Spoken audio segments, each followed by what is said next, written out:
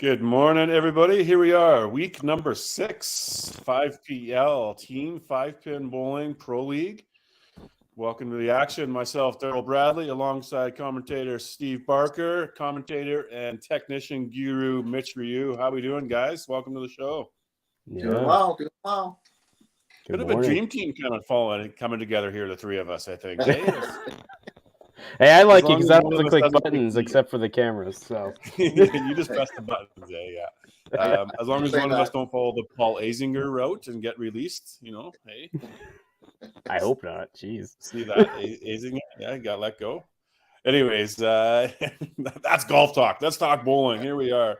Let's line up today's matches. So we are doing the Schwartz Home Hardware Division on this stream. We've got the Snowmen playing the Rock and Rollers first up. Then we'll see the Venom, the Fraser Valley Venom, down from the Vancouver area, playing the Quebec Lumberjacks. That's into their sort of second half of the season.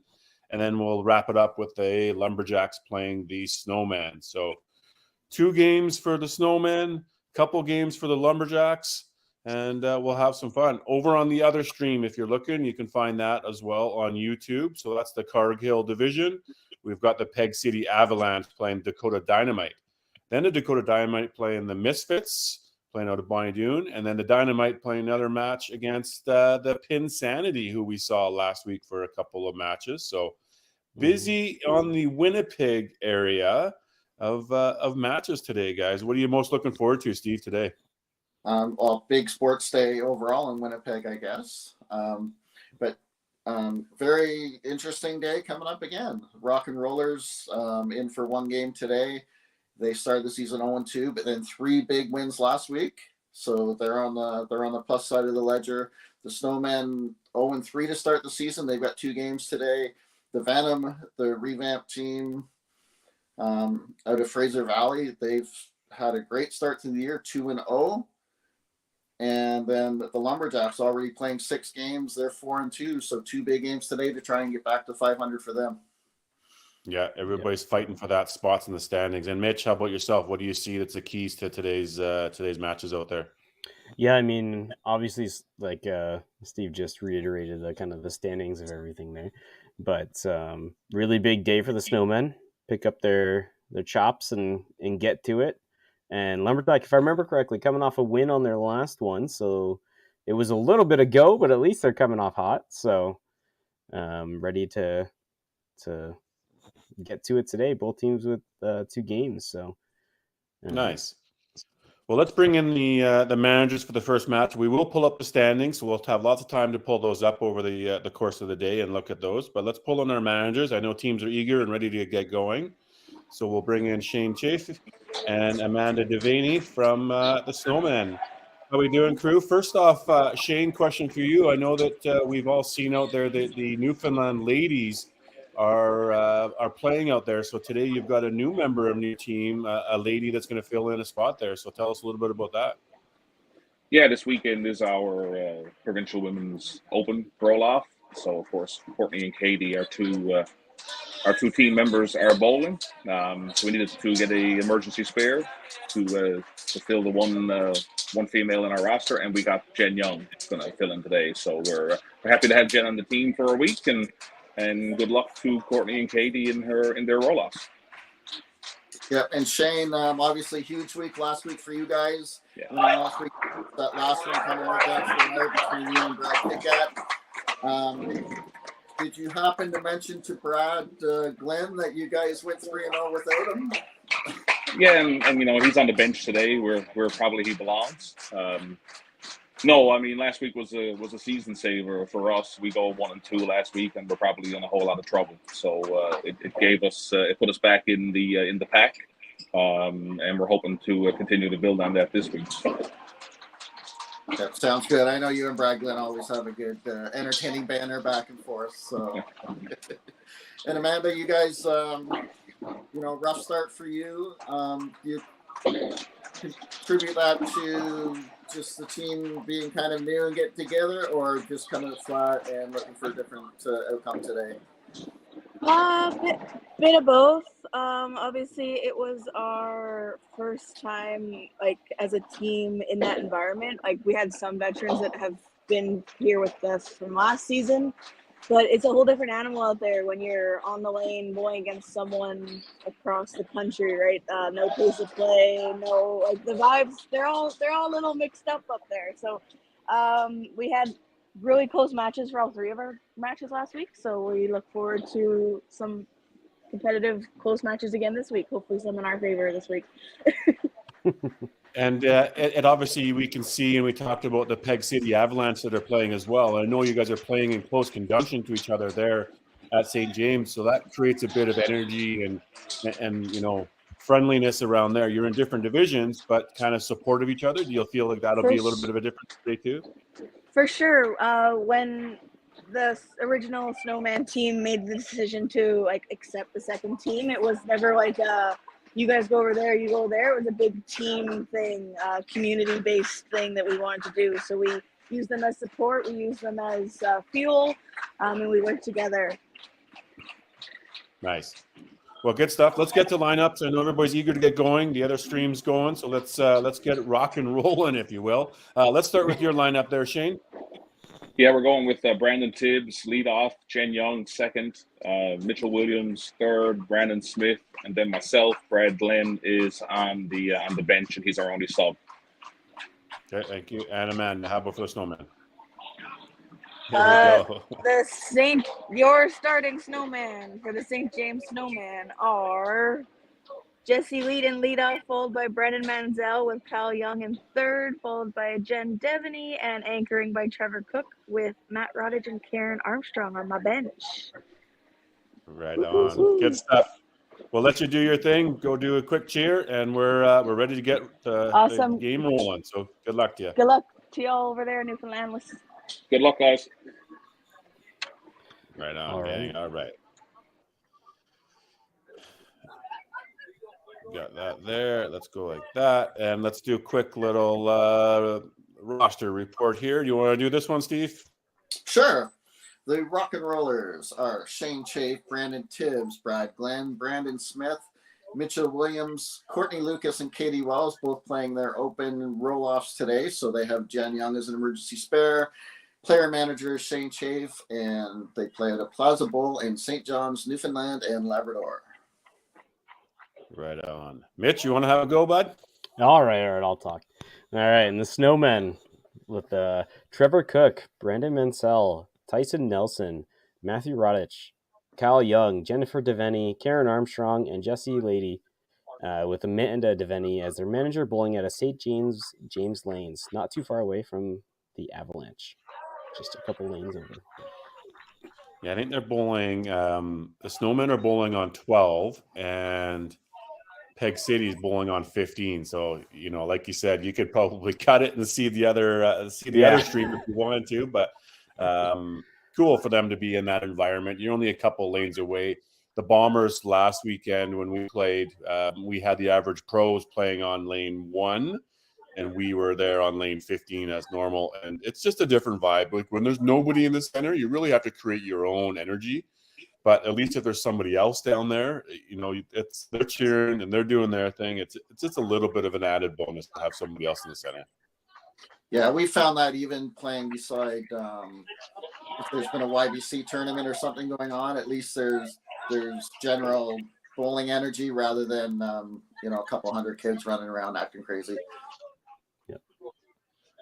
Yeah, I mean, at Mayhem, where you guys play, like you said, Steve, it's probably always something going on. So having to create your own energy probably isn't something you've had to experience. But, it's depending on public versus league or versus YBC, it's all a little bit different, isn't each time? Yeah, for sure.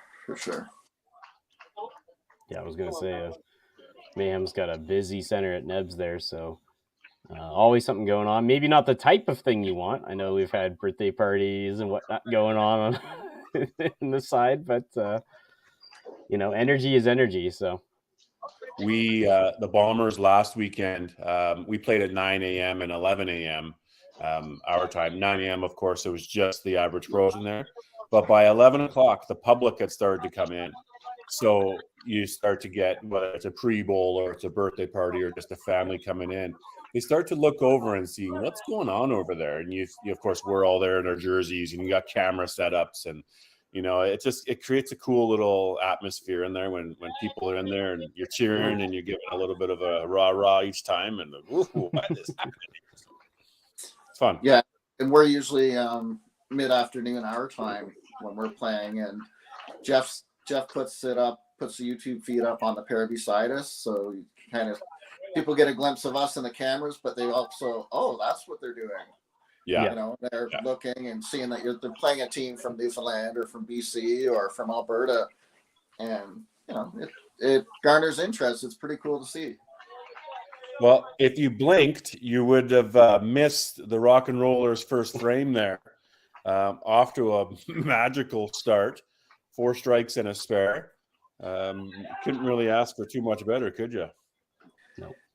Yeah, and they played pretty quick, as we found out last week. Yeah, I think the only team that kept up with them was Next Gen last week. Yeah, because we thought Next Gen had some time restraints for their last game, so we were trying to keep it moving in between the Rock and Rollers playing quick and throwing lots of strikes.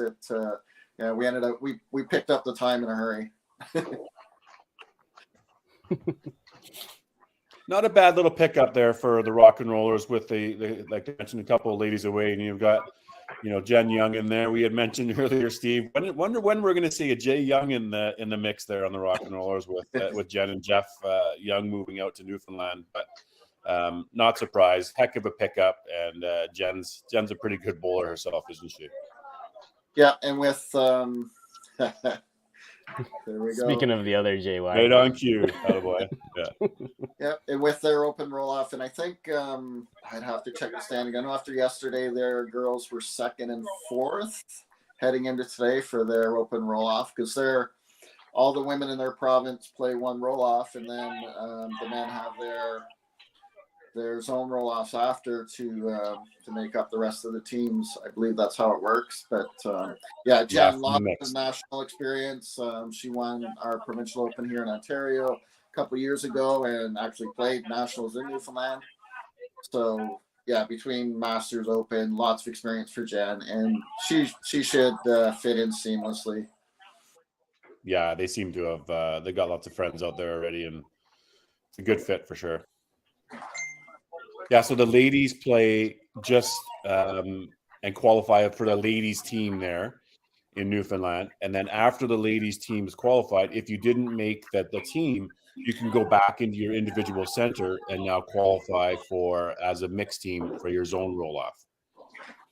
So sort of a double opportunity to make a team. Just don't have enough ladies teams per se out of each individual center. Whereas the men, they play out of their individual center.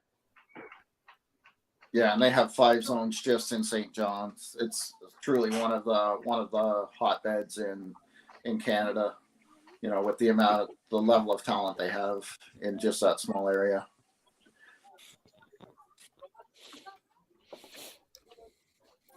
Probably similar to Winnipeg or other cities like Winnipeg, as Amanda mentioned. The Snowmen branched out and made an extra team, so. Several teams playing out of Winnipeg, and there's definitely the depth in St. John's. They could certainly have more than one team as well.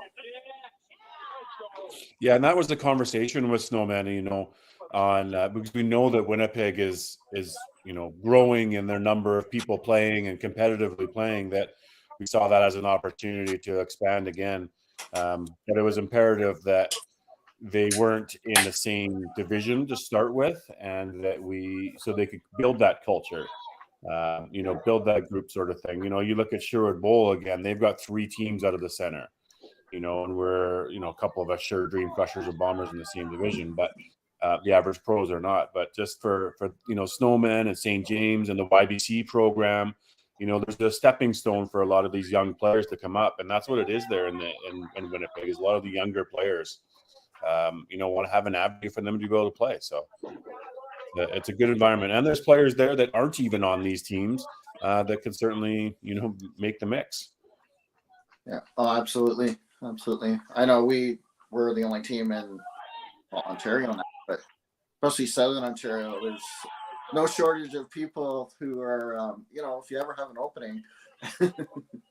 Yeah, that's a absolutely. potential expansion. There's lots of places out there, right? Where does it look like? Even the Quebec, we could probably manage another team or two there. But yeah, Ontario, with just the one team is a little bit lighter on the rosters on the the teams, but we'll get there. Yeah, I was kind of excited to see more Ontario teams. It's actually where I grew up, right? So Southern Ontario. In time. Big bounce back frame there for Snowmen. And nice and comforting to have a guy like Trevor Cook down at anchor. He can play with the best of them and get him on a roll, and big things can happen. Yep, and we talk about it all the time. You see teams come out with a huge first frame, but if you don't back it up and only have 2 marks to the second frame, it's a lot of it's for naught. It was a heavy ball there, Jesse. It's a good spot for him. I see him in the leadoff there. It's a good fit. As you've got Brandon coming in with a turkey to start there. Yeah, and great start for Jen there. Woo.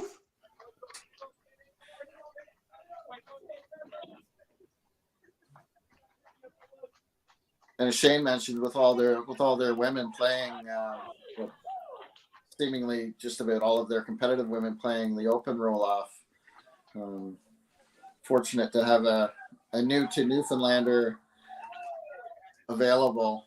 As you said, they would have probably had to bring up. Now, with the strength of the YBC, it might not have been that much of a drop off either. But it's nice to have someone like Jen that can fit in there.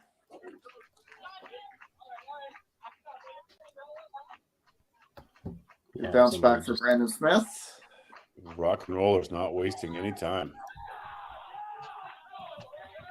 No, they just go for it.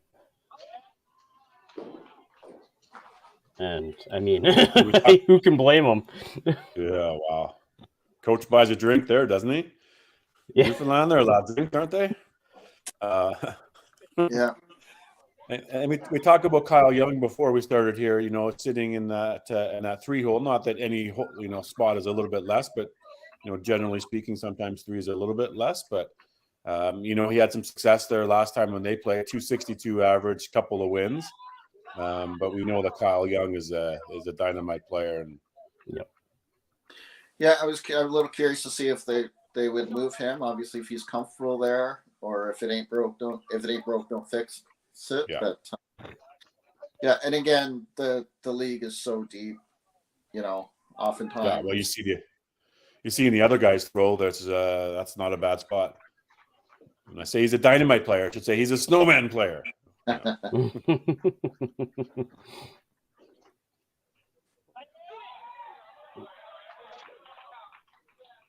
As Trevor goes looking for this one, let's just pull in the standings here so we can have a quick look at the standings.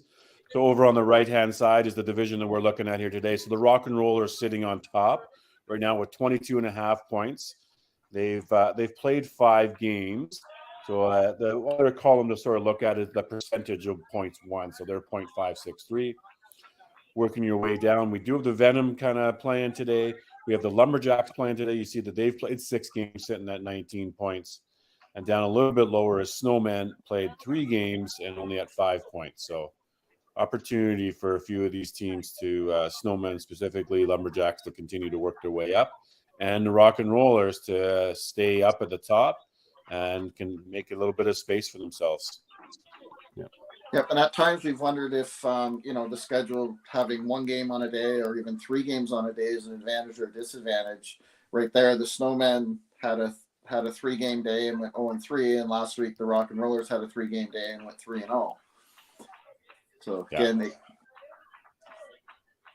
as with everything in our sport, there's never really a rhyme or reason to some things. It just how it works. Bone. I'm going to start the day for tips. Yeah, this is going to be a good day. And he didn't play at all last week. Apparently, he was injured of some sort. That's what Shane said. Oh, just touched it. Got the slide there. Yeah. Oh, an unfortunate punch for Jen.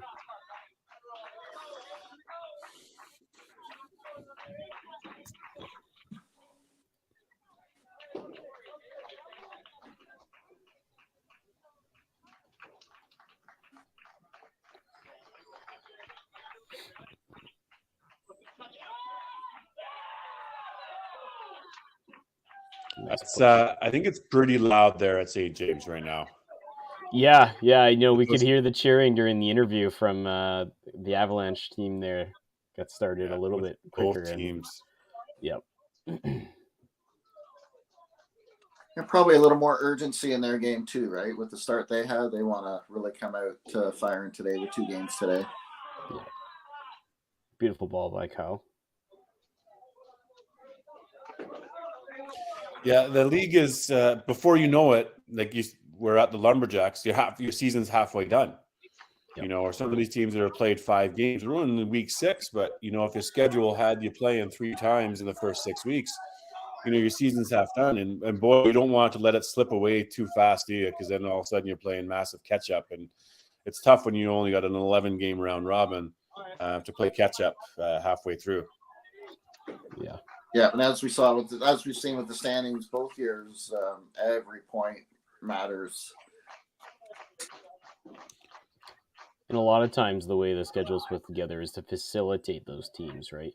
In order to allow for, their own like local tournaments, et cetera, to be played. So some teams end up playing sooner than others, and, that's just how it kind of goes. But yeah, every team submits a league calendar and availability date, and we work around it. We want to work with the proprietor and the teams and associations on various things going on, so they can certainly have blackout dates. So it's maybe why you see a team that hasn't played once or twice this year, because they're really front loaded on their events throughout the season. I think there's 16 to 20 playing dates or something like that we allow and make it available, but people got things going on, so you got to accommodate. It's a busy schedule on the 5-pin bowling with Masters. We see Saskatchewan has Masters this weekend. There's lots going on. Yeah, and with us, we've only played 2 games, but corporate Christmas parties take over Nebs for most of November and December. So that's much of the reason why we weren't available. So from a coaching perspective, Steve, how are you going to deal with that? Knowing that you've only played 2 games, so maybe you're going to be at the bottom of the standings, and I believe you actually went 0-2. So now you're going to be yeah. So you're going to be at the bottom of the standings, and you're going to look at these teams that are maybe 20 points, 30 points ahead of you. What's the message to the team, and how do you navigate that? Well, it's interesting. I mean, we have a veteran team. I know last year I kind of scripted a lineup and availability to start the season, and because we started out so well, we could stick to it. So now it's 0-2. We still got 9 games left, but is there more urgency to throw the pregame plan out the window and go with it? But no, we've got a veteran team. There's not a lot I need to do, and so it's not necessarily going to bother them knowing that we're in last place. Well, are we really in last place? Because we've only played 2 games. You know what I mean? Right. Yeah, there's 9 games to go, and right, and we can always look at last year. Last year we started out 8-1 and build ourselves. We struggled a little bit at the end, but we built ourselves enough of a cushion to get away with it. But a team that comes to mind is like the Misfits from last year. Their schedule was very loaded at the end of the year, and being a newer team and some newer players to the competitive circuit, it was a little bit harder for them. But I just kept telling them that, be patient, do your thing, 1 match at a time, and you could see them, and eventually they worked their way up the standings and up and up and up and up. But a couple of conversations early on, nervous, like, oh, we haven't played any games, like we're going to be in last place, like just patient, and it worked out for them, right? Yeah. Yep. Making it into the playoffs. So. And just like Great that, night. we fast forwarded through the first 5 frames of this game, okay? Yeah, we're caught up. Both teams are just playing here. And we got some monster scores, don't we, coming here? Yeah, Like we're looking, this is on this pace here, we're going to have 13s, 14s looking at. Good to see. Yeah. Yep, School bowling at its finest. 6-19 with 2 strikes to spare and 2 doubles to count. And virtually identical on the other side. Just minus 1 double now.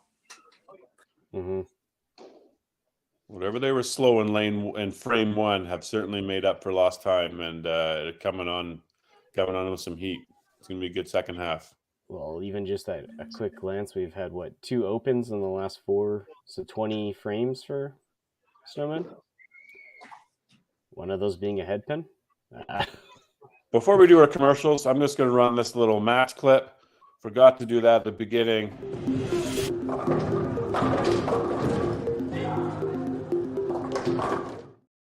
There we are, Snowman playing the rock and roller. So let's just take a couple quick minutes for commercial break, and we'll come back with you in a bit.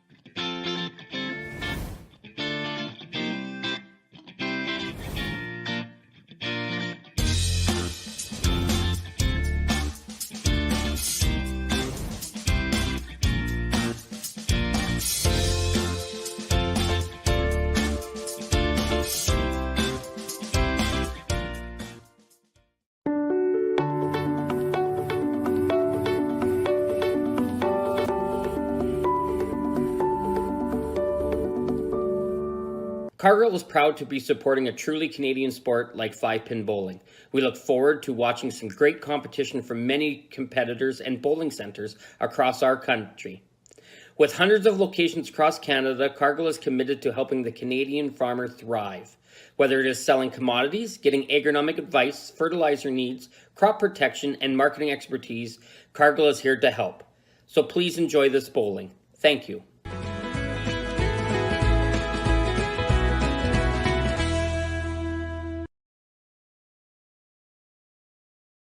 When you come to the Canadian Brewhouse, you'll feel right at home.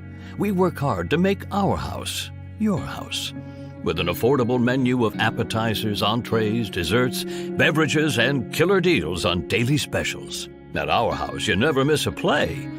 As sports lovers, we've ensured each location includes over 50 TVs and our signature Jumbotron. The Canadian Brewhouse is the place people want to be.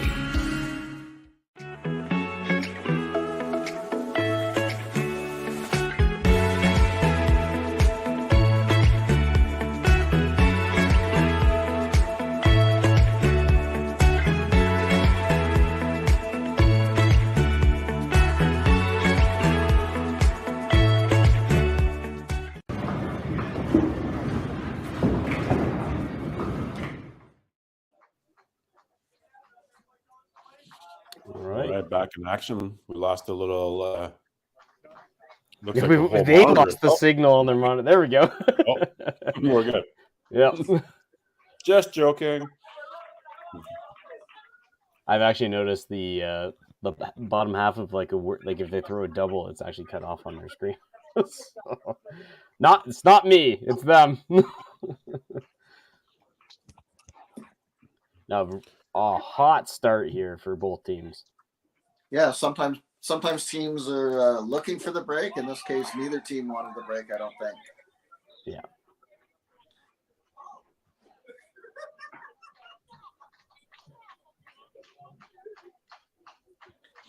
that 3 minutes can sometimes come in handy, or like you said, it's like, oh, do I really need to stop? But everybody's fairly used to it now. For speaking out of our perspective, the Bombers, that commercial comes, it gives us an opportunity. 3 minutes, guys might go off to the bathroom, they might go for a little walk, they might just sit down and talk about some sports and just take your mind off a little bit. It's definitely not a time for stay laser focused and locked in on it, on the match at hand. It's the moment that you let yourself just go a little bit. And then once that's sort of back to the action, okay, we relock it in. It's kind of nice, actually. Sometimes those the match is 10 frames, an open format. It's a long match, and it's a long time to sort of stay laser focused. So that 3 minutes, we certainly take it to just chill out for a minute. Oh, speaking of commercial breaks and coming out of it, we got the Yahtzee for Brandon on the Snowmen side. And Mitchell's got himself a one going too. Yep. And just before we get too far into the second half of this game, just want to make a shout out. The 5PL's got their merch store open and available on the Bratson Group website. So please, if you want to support your favorite teams, get a jersey, etc., you can find it there. I know my wife and daughter have already given me their Christmas list, so it's just full of mayhem stuff, right? yes, although my wife does have an Average Pros hat. Oh my! Yeah, she does. This is where we're going to start to see the fans come out. Hey, it's like, wait a second, I thought you were a Mayhem fan. Nah. Now that is also because I believe Henry brought some merch to the club tour, and and Kathy won it somehow. But right beside my Mayhem cap on our my Mayhem hats on our little mantle here, there's an Average Pros hat. Really good feedback so far. Lots of sharing going on of the merch. Opportunity just to raise some more awareness throughout the country and teams, and a little bit of kickback, sure, licensing fee for each team, but everybody's been asking for some merch, and a lot of people have been asking about replica jerseys. Mm-hmm. Can I wear a Shane Chafe jersey? Sure, you can. Why not? Let's buy it. We need to get it autographed. What do you need? So it's been cool. Yeah, actually, ever since go ahead. No, you go ahead, Mitch. I was going to say, since the merch site became available, I'm like, which team's jersey would I buy?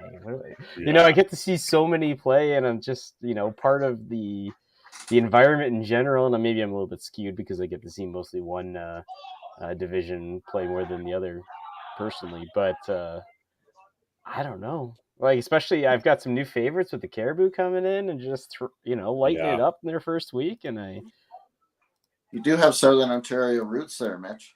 I do. I grew up in Welland. So I don't know how rooted they are, but I know. I'll do a quick Niagara shout out to, he's been on the podcast before, but one of my favorite people, Donnie Betts, just inducted into the St. Catharines Sports Hall of Fame. Ah. Yeah, very definitely. cool for him. Yeah, I saw that scene. I remember doing the podcast when we had him on. Quite an accomplished career, and that's a pretty cool thing. Like, that's not just the bowling Hall of Fame; that's the whole community Hall of Fame, isn't it? So, big nod to Donnie on that one. Yeah. And again, the great match here continues. Tough break for Trevor. The two power chops and missed both spares on the bottom, but again, totals virtually even here. Yeah, I remember throwing some tournaments at Bolorama in St. Kitts. So,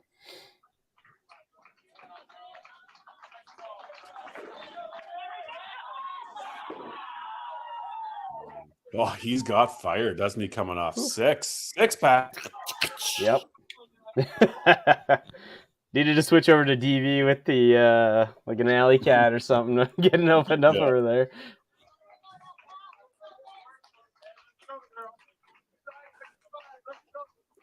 And Jen coming in here to help out, and then she's got to look at 195 in the fifth on a double. Which right now we're seeing probably Snowman in the lead with a whole bunch of strikes. In the number one position, we've got the Rock and Rollers in the lead, but 2, we've got Snowman. 3, Kyle's pushing hard to work his way back into that match. Mitch Williams, with that punch is going to tough be more looking interesting. punch there in 7, tightens that one up. Yep. But then 4-5 to the Snowmen. Haven't seen any subs anywhere. Haven't really needed any subs anywhere. No, everybody's bowling really well.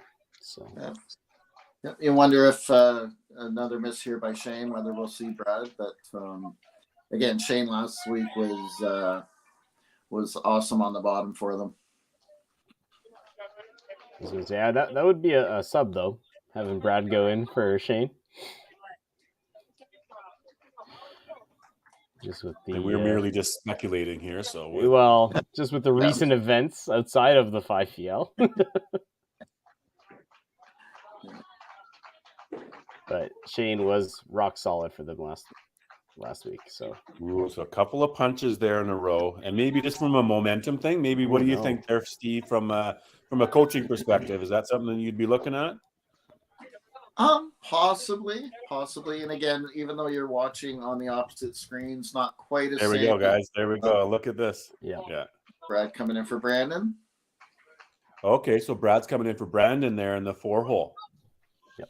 Sees that as a match of being able to go get 3 frames left. Another $135, gets himself to a 281, and the match, within reach there against Jennifer. So. Yeah. Brandon's score's not too bad. He's kind of been hit and miss. So as far as the middle, he's missed a couple times. Oh, whoa! He got it. Yeah, Trevor with the slide for the cleanup. Yeah, there's so many. Whenever you bring someone into a game, there's so many decisions there's so many aspects that come into your decision. It's the match, it's totals, it's and again, the unique part about this is, especially for the Rock and Rollers, they're one and done today. So you're not looking to build upon anything, right? If you're in the open, it's the first or second game, you might, if you're going to be there all day, you may have a longer term goal in mind, right? But with one game, it's that changes your mindset too. Yeah. No, you're not looking to worry about anybody's feelings, are you? No. Whereas in a long day of the open, you may not want somebody to be prolong it. So. Right. You don't want to lose somebody mentally or emotionally early in a day when you need them the rest of the day. Whereas now, but again, at this Gibbs level, is just firing smooth shots. Yeah. And then Jesse comes in with the heat. Yeah. No, great energy on the top of their lineup for sure. And again, Jen being their emergency sub because the ladies are qualifying for the Open. She is finishing that game for sure. A good half there, though. Yep. Still got some good points there for her to get. Obviously, most people out there watching, you probably know the scoring format, but just in case you don't, there's 5 players, so each individual match is worth a point. So the top player is a top player, second player is second. Each of those worth 1 point, so that gets you to 5. The team total then, that's worth 3 points. So really important to, even if you're losing your match, you still want to fight for every point possible, because that bottom 3 points, those are so huge when it comes to league standings and ultimately calling it a win. So you could see a position where you have 3 players on your team win and lose team total. So it's a 5-3. So that team total is really, really important in this format. Oh, a huge shot there for Kyle, cut through. Yeah. Or like me and Steve had the 3.5, 4.5 when we had the team total tie the other week. Oh, wow. Yeah. Let's see that one right. That was a game. Kyle's missed a couple of spares out there today. But yeah, this is the second time he's match, missed a right. Yeah. Twice. Basically actually. even. Yep. Half a ball. Yeah. A little bit of divide in the team total, though. Some of those marks are catching up on the Rock and Rollers after we've been able to put some numbers to them. Big strike, Brad Glynn off the bench coming in. Yeah, not a bad guy to be able to just pull out of the seats. Yeah. Well, there's Shane. Good answer, Jen Vanna. It's just huge, isn't it, when you can have a guy come off the bench or a girl come off the bench, and they give you that chance, and they, throw a strike, throw a double, triple. It's just like, oh, thank you, right? Both from a player perspective, but from a coach perspective of, making the right decision, having a guy come in and just throwing a bunch of strikes for you. Yeah, because the right or wrong decision usually comes down to the performance of people that come in. Yeah, you bet.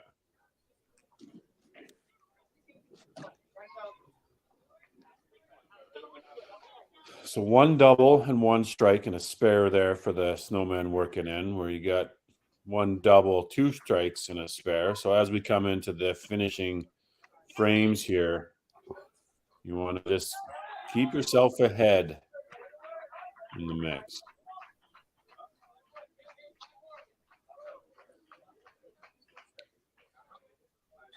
Yeah, and seems, Mitch, all the games we've done this year, there haven't been too many blowouts. No, we haven't had any even more than 50 to 100 points, between the teams. Less than a handful, that's for sure. So that's just a couple of players in the 10th frame, isn't it? 9th, 10th frame that, set yourself up with a strike in 9 so you can throw another one in 10. Those 90 counts or whatever those counts are, they're so important. Yeah, they add up quick. Yep.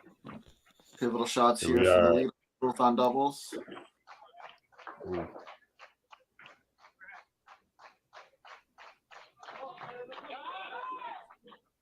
Oh. That was a good shot too, but just sort of kept tracking in it. Mm-hmm.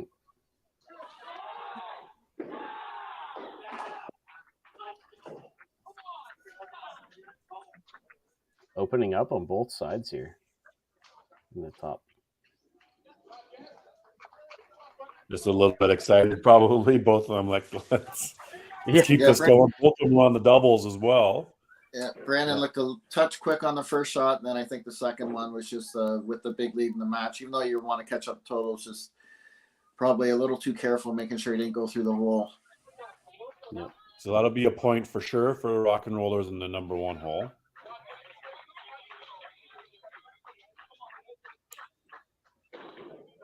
Yeah, tough game so far for Jesse. Just an unfortunate punch there in 9. The top 2 games were almost decided coming into the 9th frame here, but the rest of them are still pretty tight. Jennifer with a decent chunk on. Now Brad Glynn.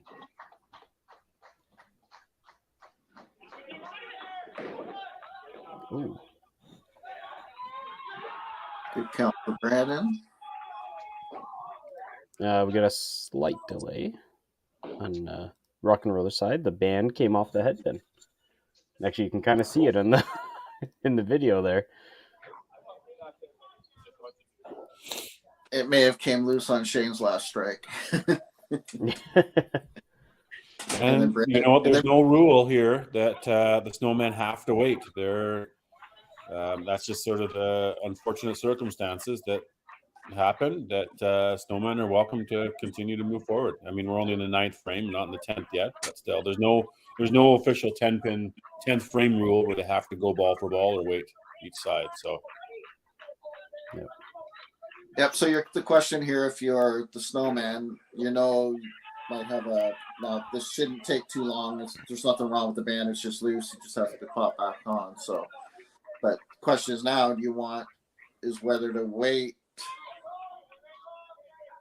on the second bowler, or know that you might have the delay heading into the 10th after your 5th bowler. What would you do if you were a coach right now, Steve? I leave it up to the players. for an open or pro league team, leave it up to the players. They're the ones that know themselves the best and know whether the delay is going to affect them or not. If it's a youth challenger YBC situation, I would probably just hold on for a minute or so. Ooh. Yep. Yeah, from a player, I'd probably be one to, just keep going, especially in the. I mean, you still have to wait. You can't move forward to the 10th frame until they finish their 9th frame. But most of us players, we're not watching ball for ball on the computer screen of what the other team is doing. So once our leadoff bowler goes the first player, all of them, all 5 just kind of follow in behind suit and kind of get that frame done. And then at the end of the frame, then maybe we'll go check it out. There's a couple guys in the background that are watching, but from a rhythm standpoint, it's one after the other and go and finish the frame. And again, if the band's fine, it's a 10-second repair. If they've got to go find another band, it might be a couple minutes. So, you kind of take that into account. And I guess we'll find out here soon enough, won't we? Yeah.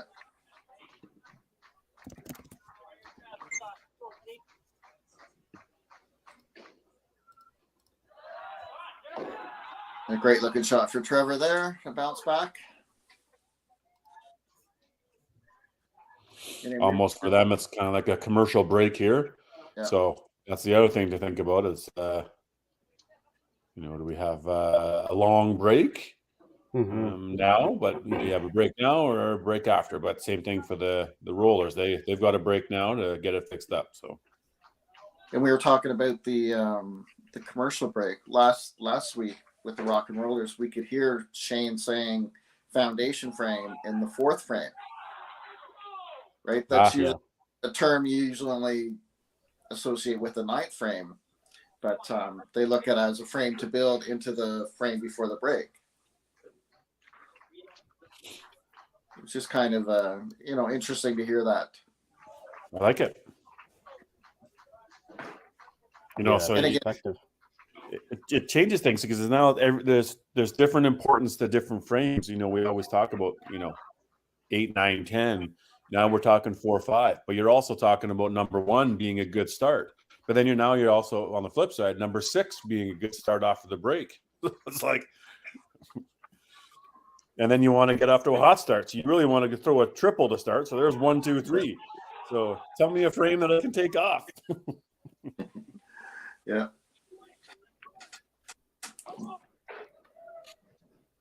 And again, even with the commercial break, it's funny. It probably doesn't seem that long for the viewers, but if you've been to an NHL game or an NBA game, there are commercial breaks when people are just standing around. I know the NBA has some entertainment. I haven't been to a Leaf game in a while here, so they probably do more. But it used to be just players skate to the bench and then nothing's happening for 3 minutes or however long the commercial break is. It doesn't seem that long when you're watching on TV because you're watching the commercials. You're not just sitting there. But I think the commercial break used to be a bigger deal in the 1st and 2nd year until teams, now that they're more experienced, they kind of get into their routine and it's no big deal.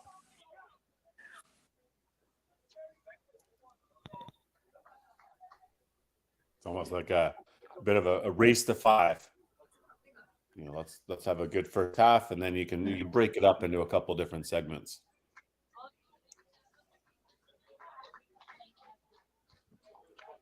As we're waiting, as we mentioned, the first 2 matches pretty much, not pretty much, they're decided.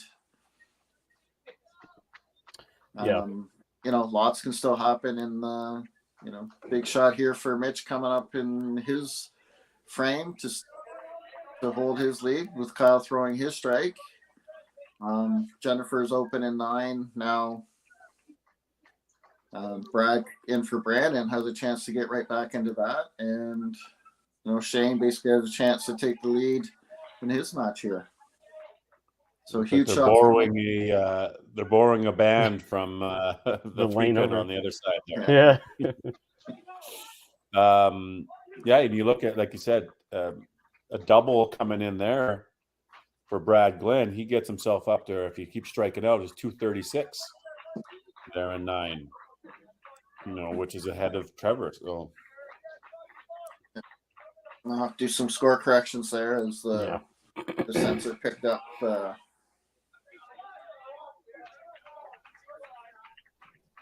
rid of some of those marks.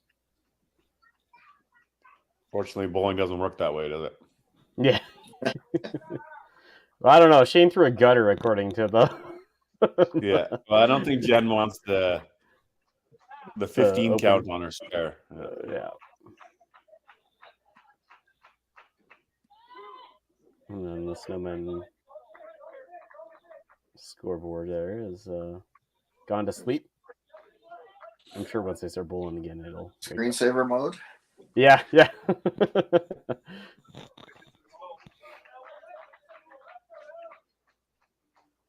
All right, here we go. Jen Young, let's do it.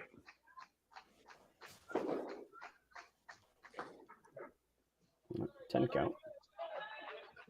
She didn't want to hurt the new band on the head pin there. Just barely knock it over. Good half. Good spare. Well, one good thing about the Rock and Rollers is that they're generally a pretty fast team, so they're gonna go through this pretty fast. Yeah.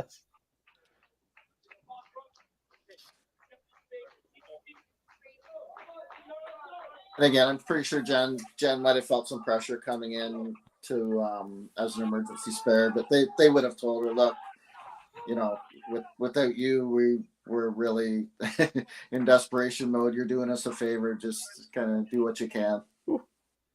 Yep. And she's playing well. So, still got the 221, 266 in there, and that's respectable for sure.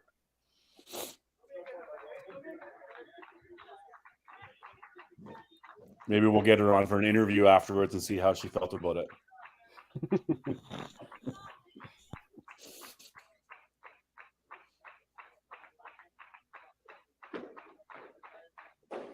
Big spare there.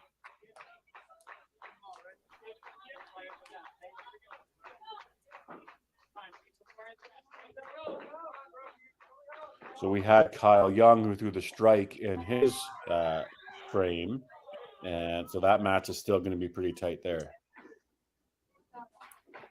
That gives Brad a shot in that match too. Yeah, we talked about that. Brad Glenn throws his. He's, right in the match. Coming down into the 10th. Some big shots. As we said, the screen will wake up once we get into the 10th frame and throw that ball. Oh.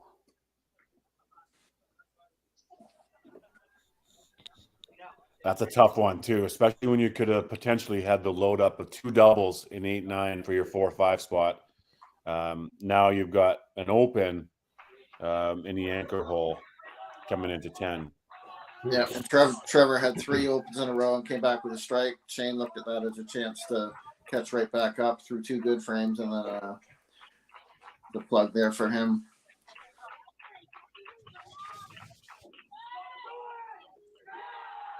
$60 points dividing the teams. Got a double on the side for Brad Glenn. It's going to be a game. That's a big match on the other side there. We just keep hearing the Peg City playing the Dakota Dynamite. So 2 Winnipeg teams going at it on the other stream. We'll have to get a live update at some point about how that one's going. But sounds like the Peg City's cheering pretty loud over there.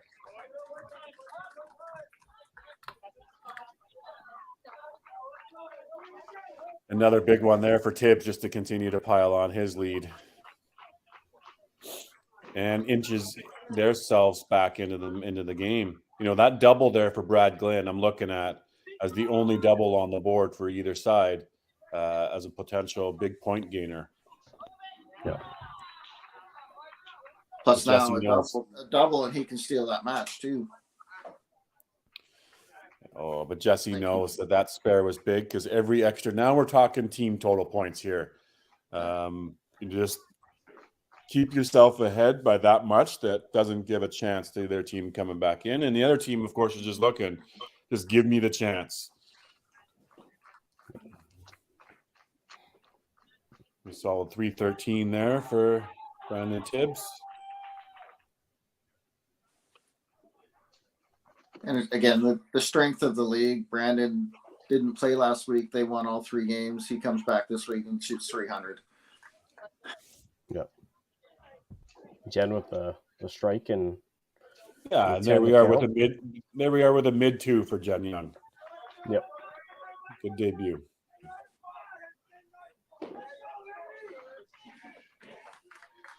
She solidified that mid 2. Another one there. Yeah, pretty sure I called it 266, didn't I? Yeah, you did. Yeah. But look at that. I mean, now the match there, you're 1185, 65, I think it might be. No, 85 because the other points there. I mean, Yep, you're right 85. up into that team total now, which is huge for the team. Yeah. So Brendan again, on the other side answering, though. Drives me crazy trying to educate like you challenge parents and stuff like that who fixate only on the match points. You look at Jen's last 3 frames there. If they come back and win totals, even though she lost her match, you know, her shots were huge to get the 3 points potentially. that's a 90 count that she had the last 2 frames. I think it's a chop off spare. It looks like. Boy, I like those top 2 players. That the ball that those 2 guys throw, Jesse and Brandon, they're a force that Snowmen could be coming on. Brandon throws heat, and Brandon's been around for a while, but a little bit more so now here playing with the Snowmen and a couple of cash tournaments. Obviously, open last year and a couple of random little tournaments, but he's a player. Yep. They're going to be getting themselves up over a 1300 for Snowman. That's a good builder. Cresting 350 though with the 353. Nice game. Mitch is doing Oh, that's everything a he good can shot, to too. hold that lead there. And there's 10th frame. There's Mitch Williams doing his part to try to earn back into the team total, which again, we're looking at that double we talked about for Brad Glenn. Yep. Huge shot here for Kyle as well. Yep. Actually, Mitch did this last week too, right? A couple of big finishes in the 10th to squeak it.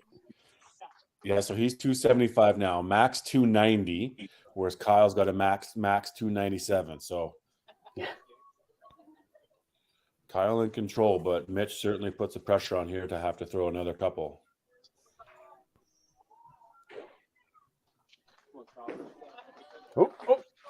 Oh my! Yeah, I'll take that after his footwork. So 286 in the bank there. Oh, Kyle Young comes through clutch.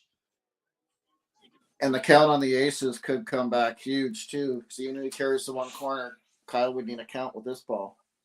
Yeah, so yeah, you're right. So here's just need a 5 count for Kyle Young. Yep. Just touch the middle. That's all you need.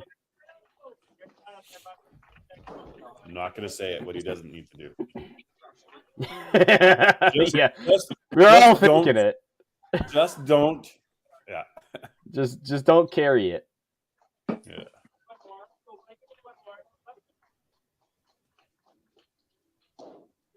No, that's fine. Oh, you're right, Steve Barker. Wow.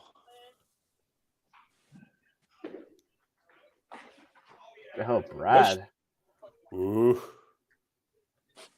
This is a great match. Well done. But you're right, that aces, he was happy to get the aces out of it, wasn't it? But immediately, like, if it would have been just 2 more, then he's at the 288 and the 5 count wouldn't have been enough. I can update the scores here. Game of tiny little inches, isn't it? Ooh, I got away from her a bit. Brad Glenn gets another one. Okay, so Brad Glenn's going to come back and steal one. So for the one that Mitch Williams maybe loses, we got Brad Glenn coming back and winning this. But now we got team total in the mix here that is on the line. Ooh, that's not a good miss by Jen Devane. He sure could have used the extra, 15, 30 points here. Yeah. Got to clean up and get 10. The fill balls here for both are huge for totals. Yep. No, there's the 10. Okay, got the 10. Brad with the corner. Boy, we were talking about maybe Brad Glenn coming in for Shane Chafe, weren't we? But he comes in for Brandon Smith and bangs out the whole finish for 279, steals the point. Wow. 9 points dividing the teams. Trevor's got to mark the count on, though. So they got a max 1379 from a team total perspective, whereas Trevor's 1325. They're 1400 potentially. Yeah, 1400 on the nose. Or 15. Oh, no, sorry. It's already counting. Yep. Yeah. 1400. And individual match too. Every point counts here, yeah. There. 224 gets him to 254 for the individual match. Going to need to spare it, obviously. Shane looks like he would have just taken a look over there on the monitor. Trevor's just going. Now a strike can lock up totals here for Shane. Yeah, you're right. There's a good half. Good job, for the Trevor. Individual. Looking to do it 2 weeks in a row. Oh, no. No. Not quite. Okay, well, that's not over. No. Trevor needs the count. Yeah. He needs the chop. Potentially chop to win by 1. Man, Steve, this has been our life the last couple of commentary days. That's whatever. There's the pick. 1364. Oh, my. Oh, no. Oh, heartbreaking. Let me just... Oh. But he gets the individual point, but heartbreaking for the Snowmen. They played so good. 2 weeks in a row, Shane, it comes down to him. Yep. And, last week he threw the first 2 in a chop, and Brad threw a double and punched. This week he throws the strike and a great shot for a corner. Trevor throws the mark and then punches. Unbelievable. Oh, gutted for them. Good win for the Rock and Rollers. Gutsy finish. Didn't stop. Brad Glenn, Wow. Off the bench. Takes the game. Basically, honestly, saves total for them, too. I know Shane threw the balls he needed, but there's no way they're getting there if Brad doesn't come off the bench and just basically bang out. Look at the 10th frames. Look at all the doubles in the 10th frame, both teams, in the 2 and 3 holes. And what a finish. What a match. Yeah. That's a tough one. All right, we'll back ourselves out of that. Heartbreaking for the crew. We'll wait for Shane and Amanda to come in to do a quick little recap. I'm sure one is more excited than the other to come in and chat, but that's part of the gig, isn't it? Well, there's no defense, right? That's far and away the Snowmen's best game of the year. And Shane's in there. We'll just wait for Amanda to join us as well. But Shane, wow, what a comeback there. That's just a gutsy performance right to the end, isn't it? Yeah, I mean, I don't know if we had a lead from the third frame on until 49 there. So big win. Kind of 3 out of the last 4 that could have swung either way. So big for us. Great finish. Brad came in through 5. I mean, that's really the game there. I know Brandon had a nice start for us, but Brad came in, threw what he needed to do, gave me a look. Yeah, we were talking there when he made that switch with Brad that there was maybe a chance that we were talking like maybe is Brad going to come in for Shane, and then all of a sudden he threw that last ball there for Brandon. Was that a consideration that it was maybe for you or for Brandon, or was it pretty conversation between you guys there? How'd that come down to making that change? Yeah, he was going to go in for me. I know I had a couple of strikes, but they weren't very good balls, so I wasn't down. So the plan was to go in for me. But it just didn't work out. Brandon was also struggling a little bit, so we made the pull early, and like I said, worked out tonight, or today. But he could have went in for either one of us. We were just lucky that Brandon threw an extra ball, or he was 4th and I was 5th. If I had to be 4th, and he was in for me, So yeah, nothing boring about that anchor position, eh, Shane? The last 2 weeks. Yeah, I'm getting too old for this shit. Yeah. And Amanda, tough match, like far and away your best. You guys struggled a bit the first week with your 3 games, not having huge scores, losing a couple close ones. This time you shoot 1360 and still not enough. I mean, it's still lots of positives, I gotta think. Yeah. Got points. Like, it was a great match, right? Like, came down to 4 points. Literally, like, all of Trevor's headpin shots were chop offs today until that last headpin, right? Like, little squeeze, little too quick on the speed. It was just enough to not get the count for us. And it's just what it comes down to, right? Every stick counts in this game. And this is when you get to this level, you just get reminded of that time and time again. So I can't complain about the game. Our first frame, obviously, we had a little rough start, but then from that point on, it was just go time, and the team rallied. There was points where I looked for a pull, but also a point where I was like, the team's rallying, chemistry's working, like, just let them go. And it was just a tough 4-5 spot to finish the game, right? That could have went out either way. Yep. It could have, and we were obviously watching and just gutted because, you know, talking. It just needs a little bit on the side, you know, on the Kyle Young and the Mitch Williams. Mitch obviously threw the aces, a little wobbly, happy to get the aces, but we were talking that if he just got the extra 2 points, that would have forced Kyle Young to have to get more than just the 5. But as it worked out, you know, Kyle gets that one, and then unfortunately at the end, you know, Trevor just needed the side and unfortunately doesn't get it. So sometimes 100%. You get the breaks, sometimes you don't get the breaks. But man, I was really impressed watching the Snowmen here today. You got some great players on there throwing some smoke. I think you got a lot of good things to come, and I hope that you certainly take this as a building step. You know, a 1360 is a great match.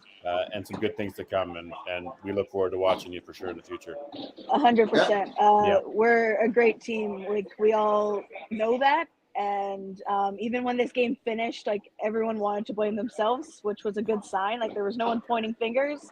It was all pointing right back at ourselves, right? Because we can all find a hole in our game for improvement, and that's all just about team, right? Just rallying together and working back. And we have one more game today, so we're going to use that as fire, and we're going to use this to watch out Sly and the Lumberjacks, because we're coming, I guess. Yeah, and we talk. I mean, Mitch and I have seen so many close games in this division all year, and we talk about it all the time, right? It comes down to the last bowler so many times, but throughout the whole game, there's sticks. One shot either way could have made a difference. You can find five pins in a lot of places. Yeah, I was about to say. It's not hard to make up for 4 pins, so you can, but it's kind of funny how, like, even I got the extra 5 pins in the 7th frame. It doesn't matter. It's still going to come down to right to the end. And unfortunately, you know, Trevor's probably going to, you know, take the feeling like, I let it, but this is the game. This is how it happens. If he doesn't take it too hard, he'll have a chance again to make the shot in the future for sure. Yeah, 100%. Well, I think we're going to see a Trevor on fire game too. Yeah.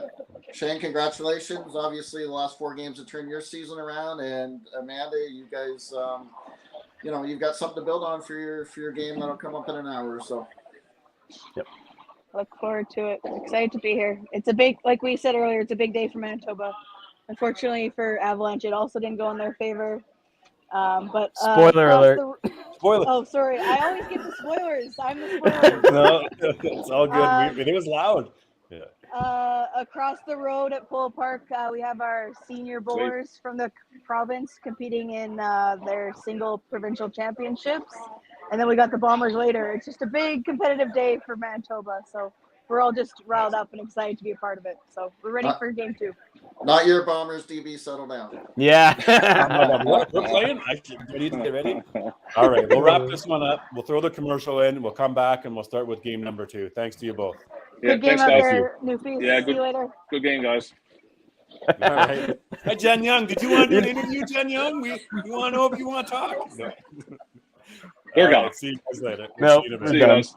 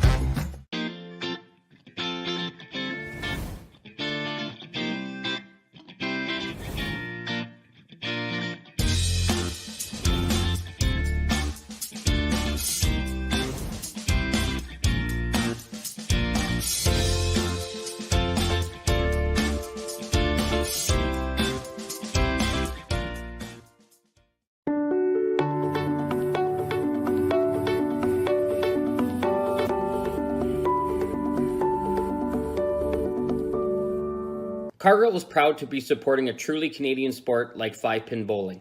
We look forward to watching some great competition from many competitors and bowling centers across our country. With hundreds of locations across Canada, Cargill is committed to helping the Canadian farmer thrive. Whether it is selling commodities, getting agronomic advice, fertilizer needs, crop protection, and marketing expertise, Cargill is here to help. So please enjoy this bowling. Thank you.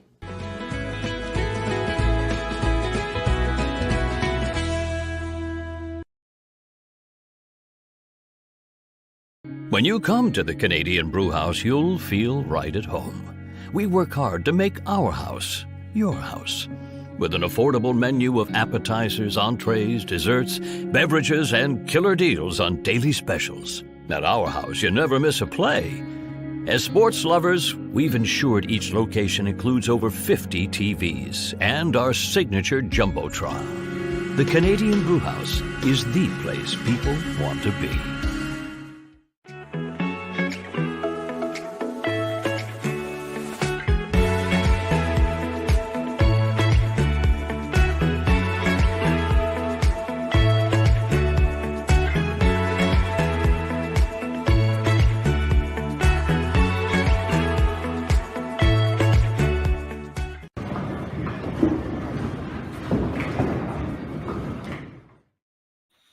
All right, and back to action. Here we go. Let's cue up match number 2 of the day.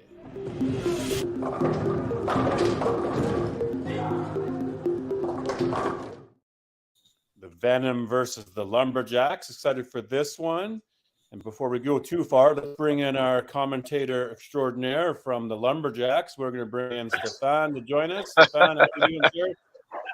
How's it going, guys?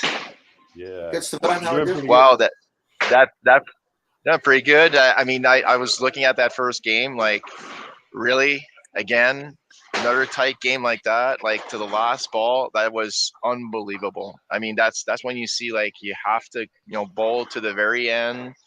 Every frame, every ball counts, and it's just you saw Brad's like just keeping the team in there. You never know, and then the team just clicked, and then bang, they came back and won that game, and it's just. Wow, just unbelievable. But yeah, for as a commentator, you're like, my heart, oh my God. Like that was a great game. Great game. Yeah, absolutely. Yeah. It's cool to see close matches. Yeah. Yeah. And this division is full of them. So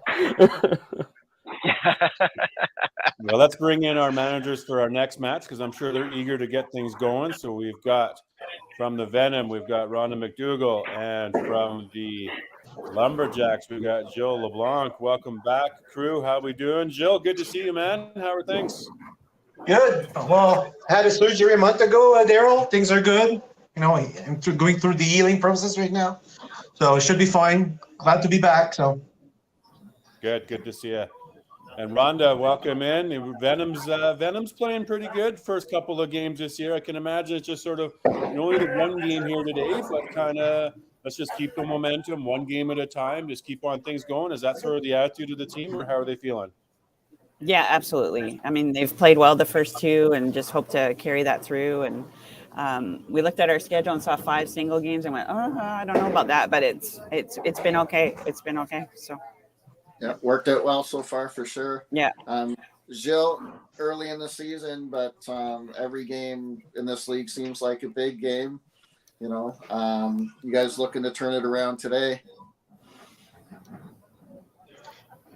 well, I guess in our case, we played most of our game already, right? We only have 5 left, including today. So so it's a big 2 games for us today, and I guess our players are all pumped up right now, so which is good. Morale is good. So our record is better than last year, so which is a good thing as well. So yeah, so we're looking forward to that one. Yeah, and you're not too far away from having, a break. There obviously still have a handful of games. You'll be leading the way in the number of games, which gives you an opportunity to lead the way in points and give somebody a target to shoot for. So, as a team like the Venom, they've only played 2 games and maybe lower in the standings. So that whole mentality game that, that we've been talking about with Steve here early on, you feel like you're way behind because you only played a couple of games, or do you feel like you're way ahead but you played them all? So little bit of differences out there, isn't it? I look at the win percentage, so it doesn't matter where we are. Yeah. And it's that the mentality thing though. You look at it, it's like, oh, but I'm still low in the last standings. And training yourself that win percentage is a hard thing to do. But you're right, Ron, 100% that that's a number, and maybe the 0.57, 0.6 is where you want to be maintaining, and that's sort of what we see is where the playoff standings will end up. But well, let's get things going here today. So, Rhonda, if you want to give us a lined up for the Venom, we'll start off with you, please. Okay, we're missing Maddie and Dakota today, so we have Aaron, Jesse, Daryl, Marco, Bob is our starting lineup, and then Mike is on the bench. And Mike on the bench, okay. And Jill, how about you? I don't know if you're frozen or if you can still give us the lineup there. Oh.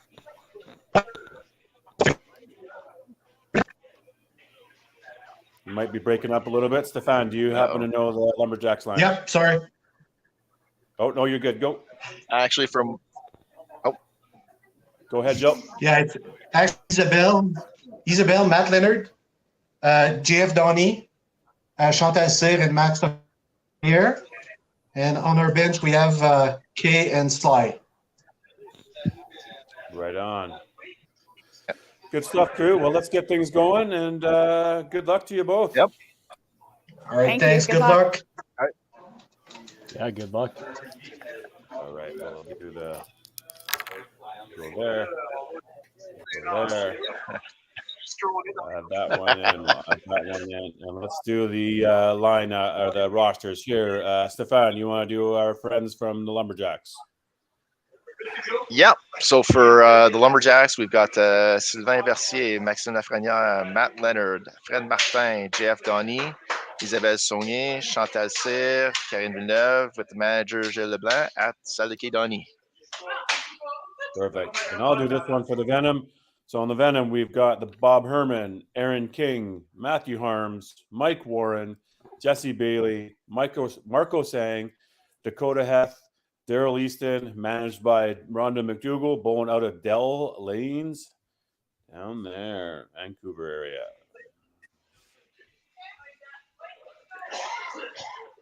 All right, here we go. Yep. So again, should be another good match. Yep. Obviously, showing the depth of the league as the Venom today without Dakota and Matt Harms, and Dakota has been huge for them.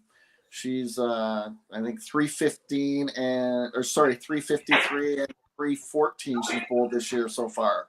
So Wow. She's certainly given them a huge spark to start the season. But you know that's why we have big rosters and strong teams, 1 through 7 or 1 through 8. We'll just make this a slight adjustment so we can see everybody. Yep. That is the edge of their camera, so that's what we're going to do. Whoa.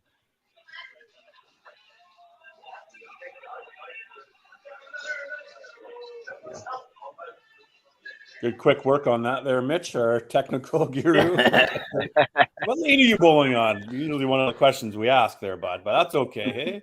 Yeah. Well, in practice, they were predominantly using the right lane, so I made an assumption, and I was wrong. So quick look here. Not long to the strike. Quick look here at the standings. So the Venom in the middle of the pack there only played 2 games, about 12.5 points. But as Rhonda mentioned, she looks at the percentage, and that's a pretty high percentage at 0.781 there for the Venom. When you look at the Lumberjacks, they are ahead in the standings. They played 6 games, have 19 points, but only at the 386 percentage. But so they'll be looking to move that one up here today. But a couple of wins for the Lumberjacks gets them into that 30-point range. I think last year, guys, anybody want to correct me? What was our number for points to make playoffs? I want to say somewhere around 48, 50, 52. I think right Should know around these 48, things. I think. I can probably go find out. 48 is what, 0.55, 0.53? Like it's not a big number from a percentage. Yeah, 48 would be like a with 11 games of 48 and 40 split for points. So yeah, and I think with the parity and especially this division for sure. Good shot.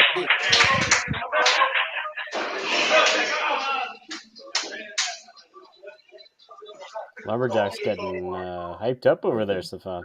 Good start.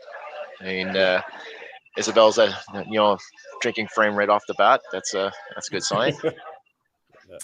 And we did mention last time that they started playing kind of down in that corner, so it's a little more closed in to get a little more atmosphere and unity with their group, right, Stefan? Yeah, exactly. And they're all like talking to together. The music is still on, and they're like a little bit tighter in that corner. So that's I think that's just adding into to the team's atmosphere. So yeah.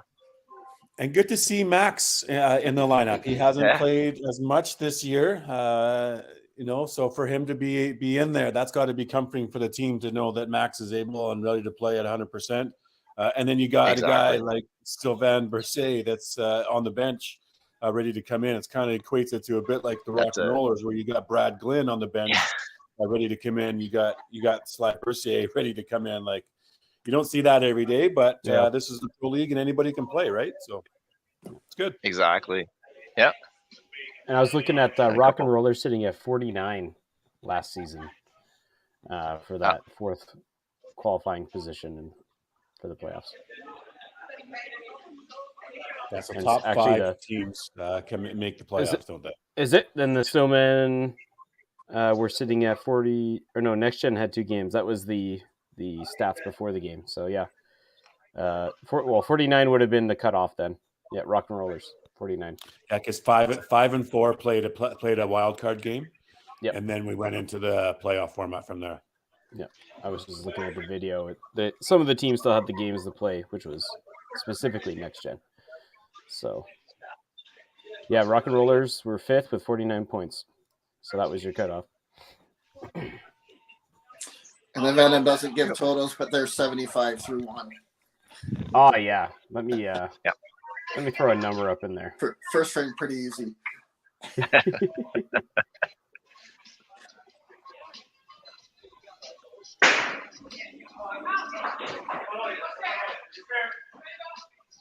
The Venom, great start to the season. As we mentioned, 12.5 out of 16 points. Again, missing Dakota Heth and Matt Harms. Each of the first 2 games, they had 2 players rolling both times.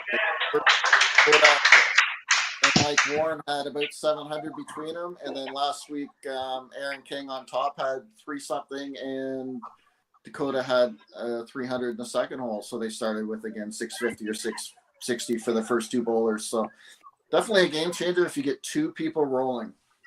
Yeah.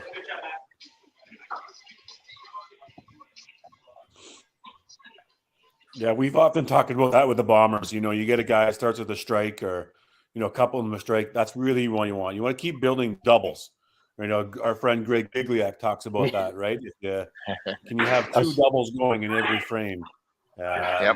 If you can get a runner to go 5, 6, 7 bagger, boy, that's key. Obviously, you hope that the opposing player in the other team, they're not doing the same thing, so it cancel each other out. But you're looking for one runner to give you that bonus 50, 60, keep loading the frames, 100 pins lead cushion to play with. But yeah, and we've seen where it's taking 1300s and oftentimes big 1300s to have a chance at winning games, and you can't do that with only one person's really rolling, even if you're not playing too badly. Right. I know our first 2 games, we haven't had more than one person rolling. And I think that's been part of the Lumberjacks of both seasons. They haven't played that bad. Their scores aren't huge. It's just hard to find more than one person on a string of strikes at any time. So everybody else is putting it on themselves to get going too. Yep. Oh, head pin. Yeah, a couple on the side of Lumberjacks here. Yeah, It's a different second frame, and you can see on the Venom side, a couple of strikes there, got one double there, so it can definitely turn around very quickly. Both teams Still actually. young as a pretty young as a game there, but you definitely want to make sure that you stay in the groove and get some strikes rolling, because it takes one little open door and the other team just takes advantage of it.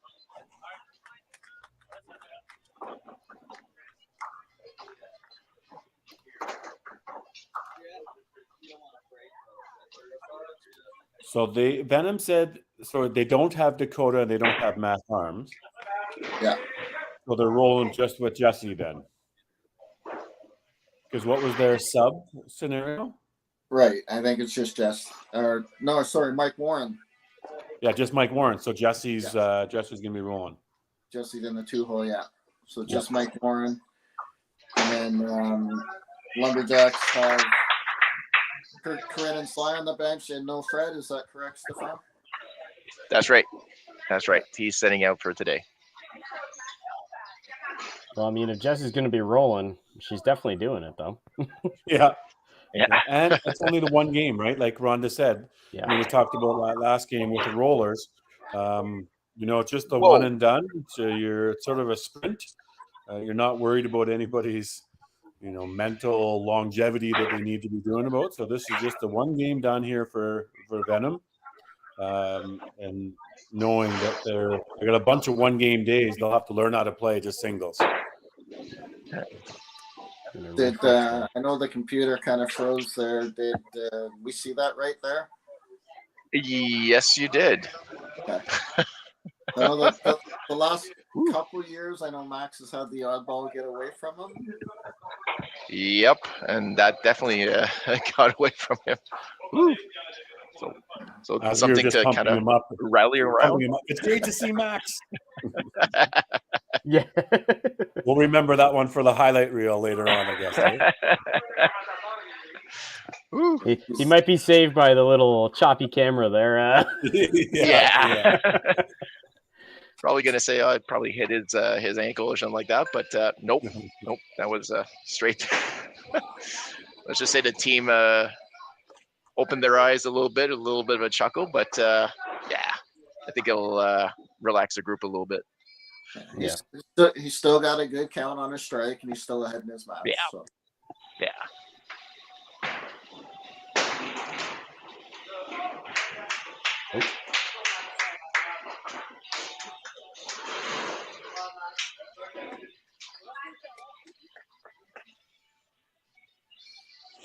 Another leadoff bowler and Aaron King that throws a lot of power.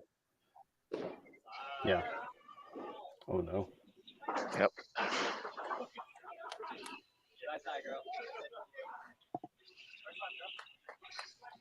Almost have as many head pins as we have strikes in this games. Yeah. What do we got? 4? 5 of them already? Yeah. Yeah. 5 for 12.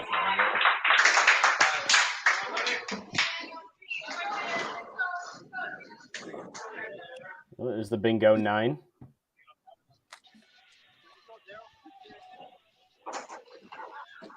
Seems like Matt's played very well. Moved to the 2-hole the last few matches for sure, because I know that's where he played against us. And again, so much other depth on that team. If it frees him up to play a little better and freewheel there, you've got lots of people to play on the top and bottom. Exactly.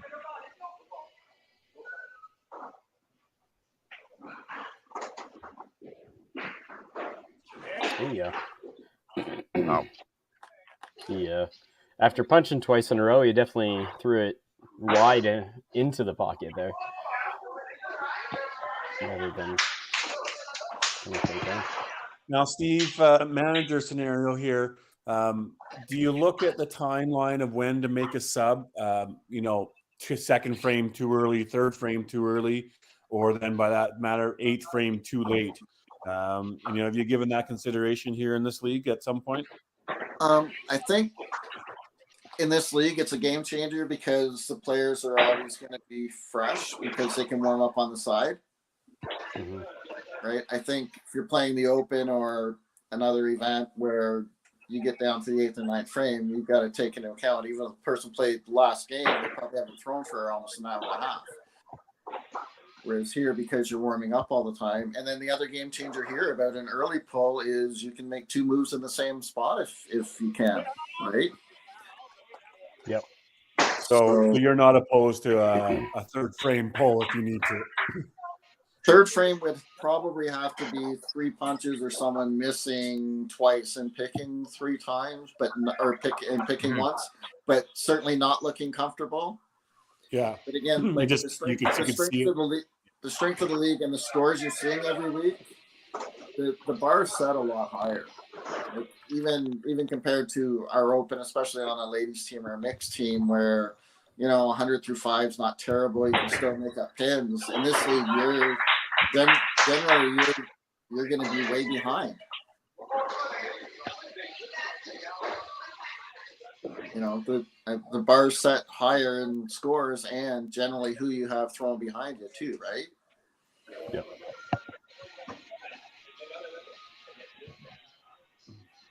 And of course, you get the game state. And just looking at our team on, you're not going to have a 230 or 240 average on the bench, right? If you're struggling, you're going to have Ian McLean or John Cowan or Nathan Cooper or Jeff England or Matt Houston, Linda McLean coming into the game, right? You're not, and I think that gives people more confidence too, right? If you're struggling, it's get me out of here because look who's behind me. Yeah. I don't know if it was this year or last year, but I've certainly been pulled before in the third frame. But you feel it yourself, like you're just off, or you might punch, or you might miss, and it's just like, kind of get me out. And you got 2 ready and willing guys on the behind that the team knows it too, and they can feel it too, right? Like, yeah, and generally that's where if you do an early pull, if the other person starts on a triple and the other person starts on 3 opens, you're going to be much quicker to make that move, right? Just to. Even though you're not in the same center, just psychologically to give them something different to look at or think about.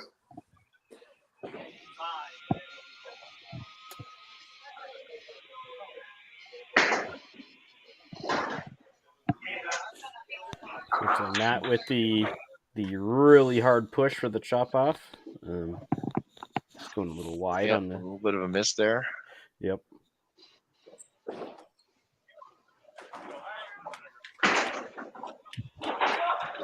Still snaps though.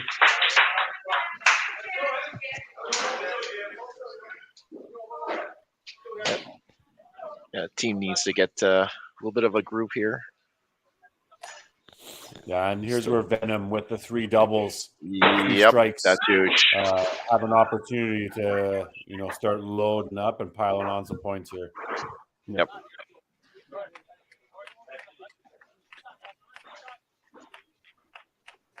And both teams, for the most part, they're striker pick.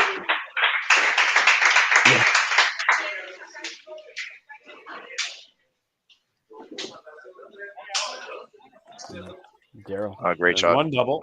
Good job, Daryl Easton.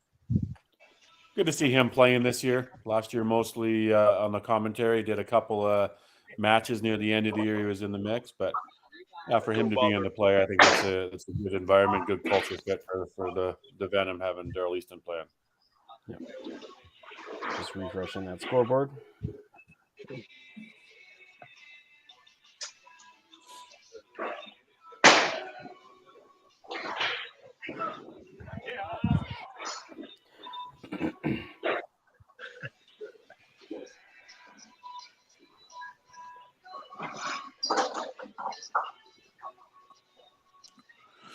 Even though Santel is punched here in 3 and 4, the match is still super tight with Marco's punch there as well.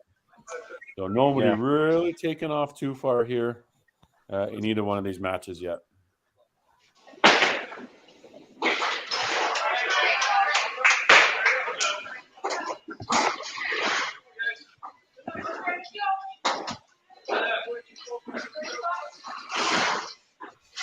several players with 2 strikes and 2 picks through 4 frames.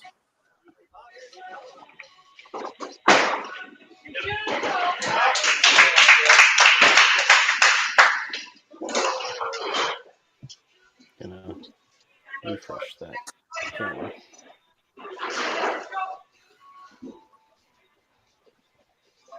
It's a little bit better. They're on the player feed. Yep.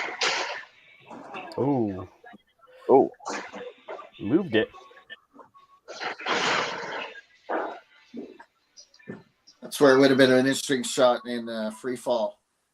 It would have had to sit there. As I'm showing my age. I mean, I've seen so much candlepin stuff shared recently on Facebook. It's really interesting to see, just in general, right? Yeah, that's interesting to watch for sure. Yeah. Watching a bit with obviously with Bobby Kite and Matt Schultz on the same team, and I tuned in for like 2 minutes, and Bobby spared a 7-10 by using the deadwood. It was awesome. I think playing that game would be a little bit hard on my mental health. I'll tell you that, though. I don't know if I could do it, man. It's just getting like roasted on things, and feel like you just throw. I mean, we're so used to, of course, 5-pin that you throw a good ball, you should be rewarded. But even when we get roasted here, like a blow through, we're losing our mind.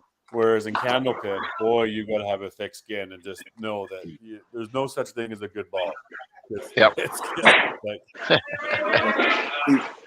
Even if you've got a single pin spare, there could be 3 pins blocking it. Yeah. Yep.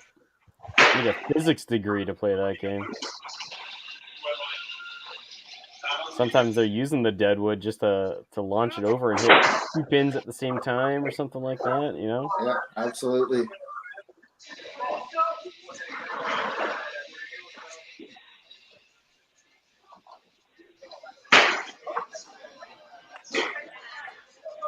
Again, this is where we talked about, how you look at things as a coach or manager, Daryl. Look at Isabel. Her every other shot's great. It's there. It's one miss, I think, but the strike shot's perfect. But then 2 punches. It's all over it. It's probably just a fine adjustment, but all of a sudden, potentially down 60 or 70 in her match. Exactly. So it'll be a decision for Gilles to take at a certain point. Same thing. Same with Matt. They each have 1 good lane. Yeah, I was gonna say they both like one of the lanes. Yeah.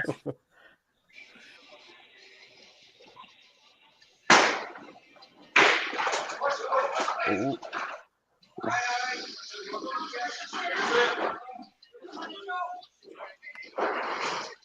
Unfortunately, Daryl is 3 head pins, 2 strikes. So they've had 8 head pins now. Wow. Out of 23. They've only missed the middle twice.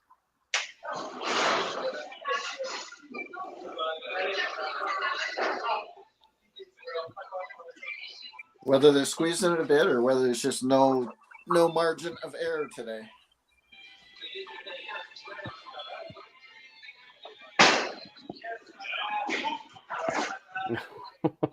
Speaking of, on 2, that's 3 in a row there for Chantal. Yeah. Yeah, I think we're seeing a switch now. So K for Chantal. Yeah, just when you see 3 punches, even though it's her match is still somewhat there, it's just something that maybe for just you gotta get off the middle a little bit. Yep. Give somebody else a different look. And again, sometimes too, it's it's a kick in the butt for the people that are in the lineup. Yep. I mean, they still have slide to use, but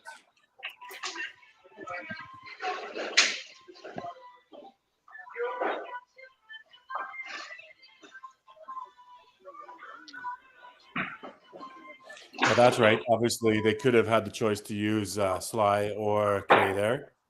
Yep. Oh, and we got another switch here. Yep, Sly going in for Max. Yep. You can see, I think Max wasn't that comfortable in the lanes. You could see what his, coming back. There was a shaking his head and just not in it. So, like, you don't want to take too much time to make that decision. So, I think it's a good move, and hopefully it'll, spark the team to, start us off, because you can see on the Venom side, like, a couple 4 marks in the last frame, and they start getting to the groove. Like, you don't want to lose momentum. Yeah. And has he been battling a shoulder injury, Max? It's still bugging him a little bit. So, he did mention, I'm fine. But whether you like to say it or not, sometimes it does affect you a little bit more than you lead on. So, maybe that's it. But you could see that he wasn't in his game at all. Yeah, we talked more about it after the break. But Venom up about 100 here with some marks to work as we head to our commercial break. Yep.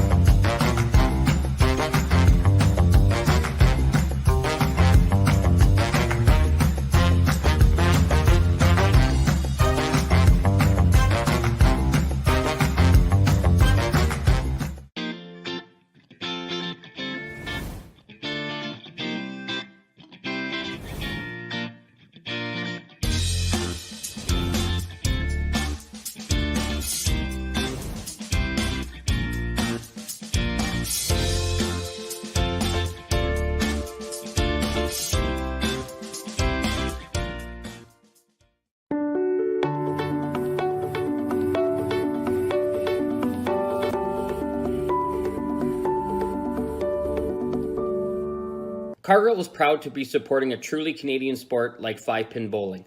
We look forward to watching some great competition from many competitors and bowling centres across our country. With hundreds of locations across Canada, Cargill is committed to helping the Canadian farmer thrive. Whether it is selling commodities, getting agronomic advice, fertilizer needs, crop protection, and marketing expertise, Cargill is here to help. So please enjoy this bowling. Thank you.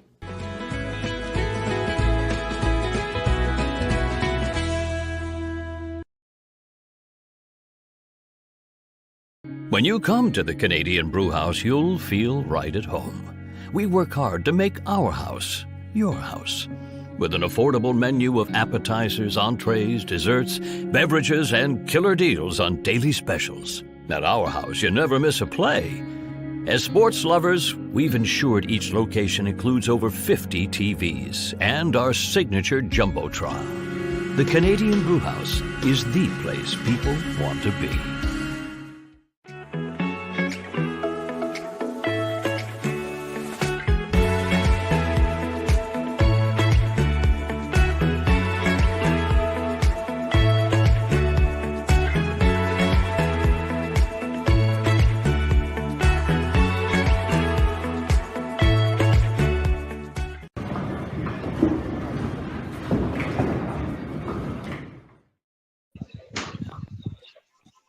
I'm going to give both a quick refresh. And...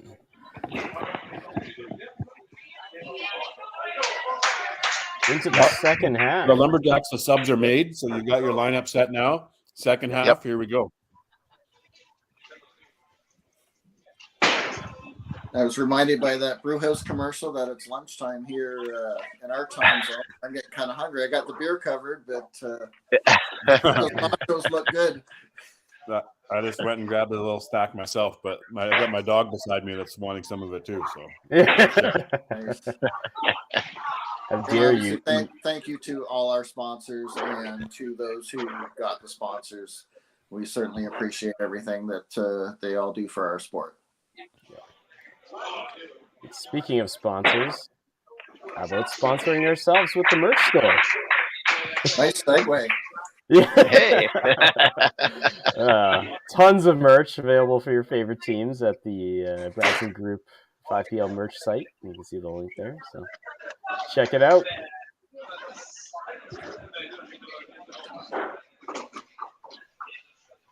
I do what I can. I've watched enough YouTube to.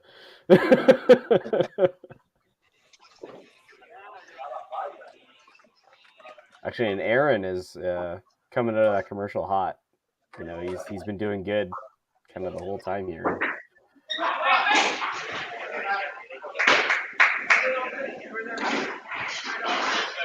Well, that's sort of the runner you want to see now, Matt. If Aaron King can kind of just keep kind of loading, that's the one you're looking at as a teammate. Yeah, and he certainly did that last time out as well. I don't think that was going to be.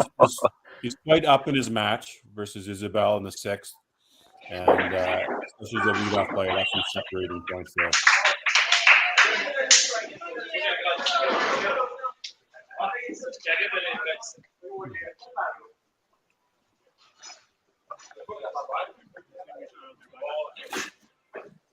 The Venom coming out. First couple. I've always liked Marco's ball too as a left-hander. It's kind of fun watching a bunch of these left-handers. You know, you think of a Jeff Young, you know, with the big sweeping hooks sort of thing, even a Max, right? The lefties seem to sort of have that. There's not as many variations to the left-handed shooter as there seems to be with the right-handed shooter with a different type of shots. Yeah, absolutely. Like, I'm not really sure, guys. Can you think of any lefties that throw a backup?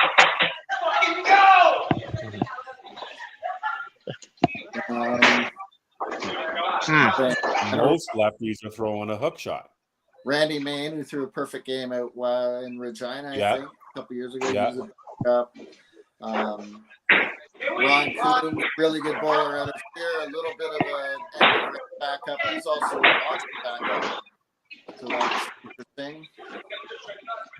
Yep, we have Mike Warren coming in. Yep. And so he's leading in that match. Okay. Was leading in that match. But obviously, manager Rhonda just sees something, and the players see something. You know what? Let's not let this one have any chance of catching up, and it's time to get Mike Warren in.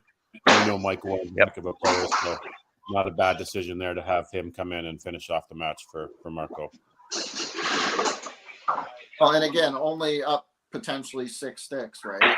And again, 100 or being on a 200 pace through 6 is not a good score by this standard. Yep. You know, sometimes, and that's where it's hard as a coach. You know, it's person looks okay and maybe 1 or 2 misses and a punch and a couple strikes, but you've got the score is still the score sometimes. And you really just got to trust your gut, don't you, Steve, as the manager, and just say, you know what, I got to make a decision, and you can't be wishy-washy in your own head. You got to make the call and be confident about it, and let's move on. Yep. And even last, I think, I'm not sure if Amanda touched on it, but Brandon was going off in the second hole, and Jesse was playing okay up top, but you know, sometimes you don't want to, if someone's playing really, really well, you don't want to mess them up by making a move 1 spot ahead of them, right? Mm-hmm. Right? You don't want to, I've been in that situation before as a coach or manager where you've got someone rolling, playing behind someone who's struggling, it's like, I don't want to kill the mojo in the second hole by making a move in the first hole unless I really have to. Yeah.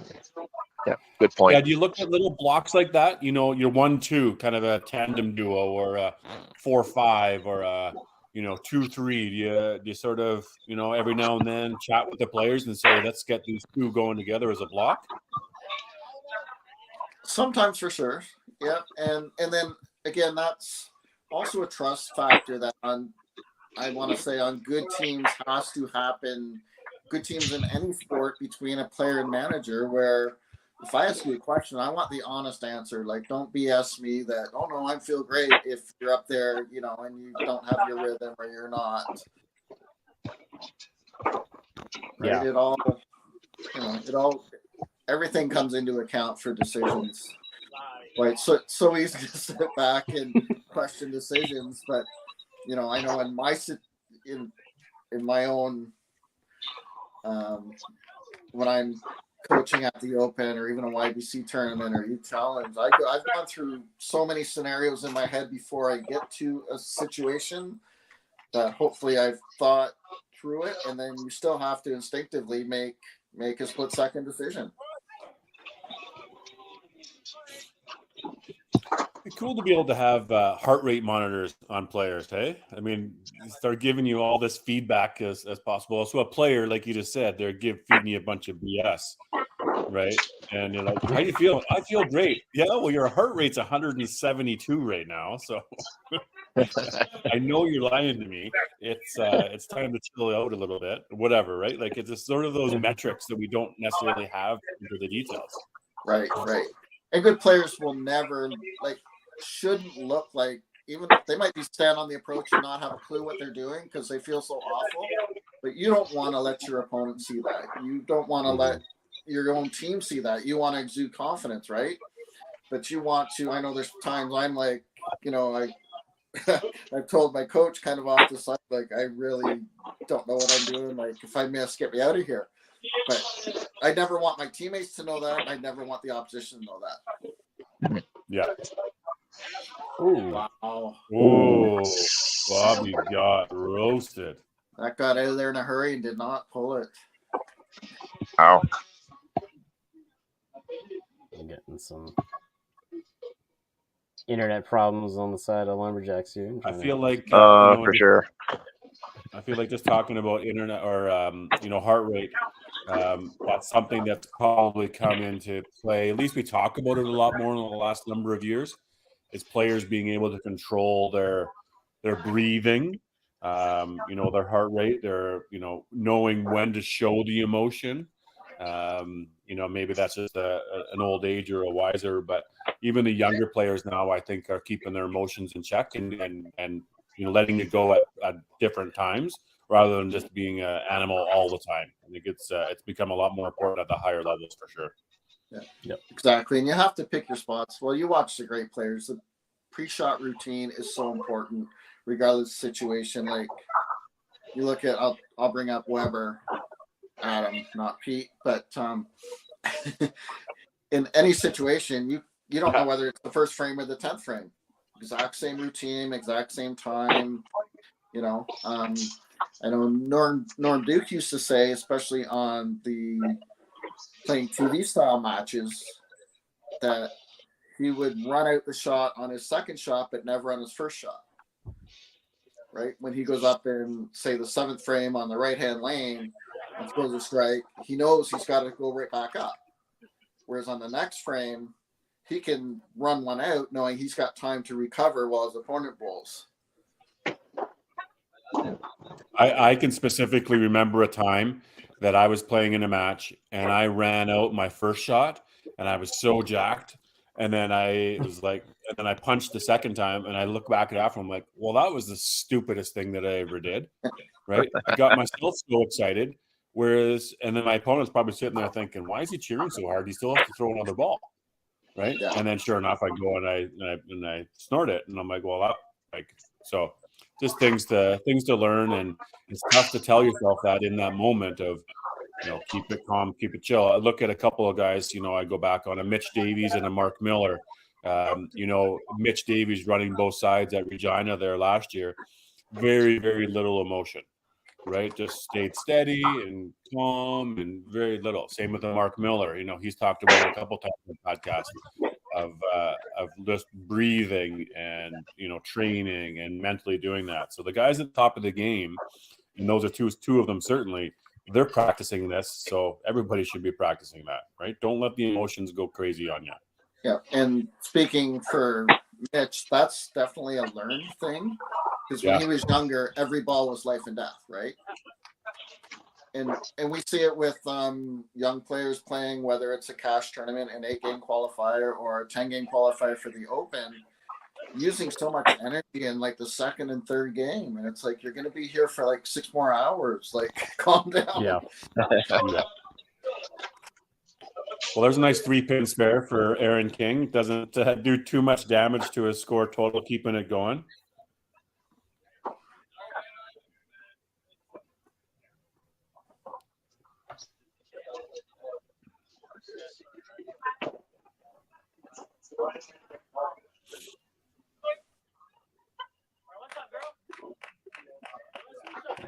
Looks like the Lumberjacks are trying to just turn off the computers and see if we can just start this game all over again, maybe on some sense. Yeah, we're feeding the hamster right now for the Wi-Fi, so hopefully it gets back going. Yeah. In the match, they're down 100 and a bit, but four spares to count at least in the bottom. Yeah.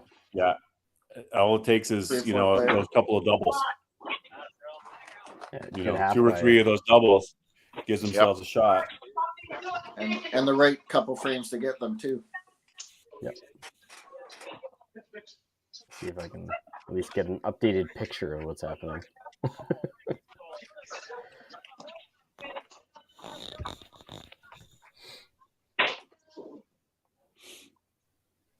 No, I guess not.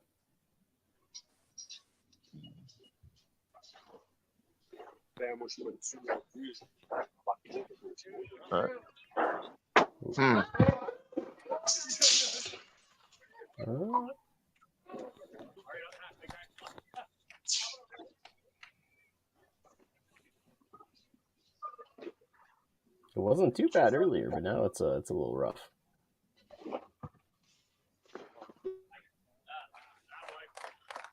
There you go. Good half by Daryl.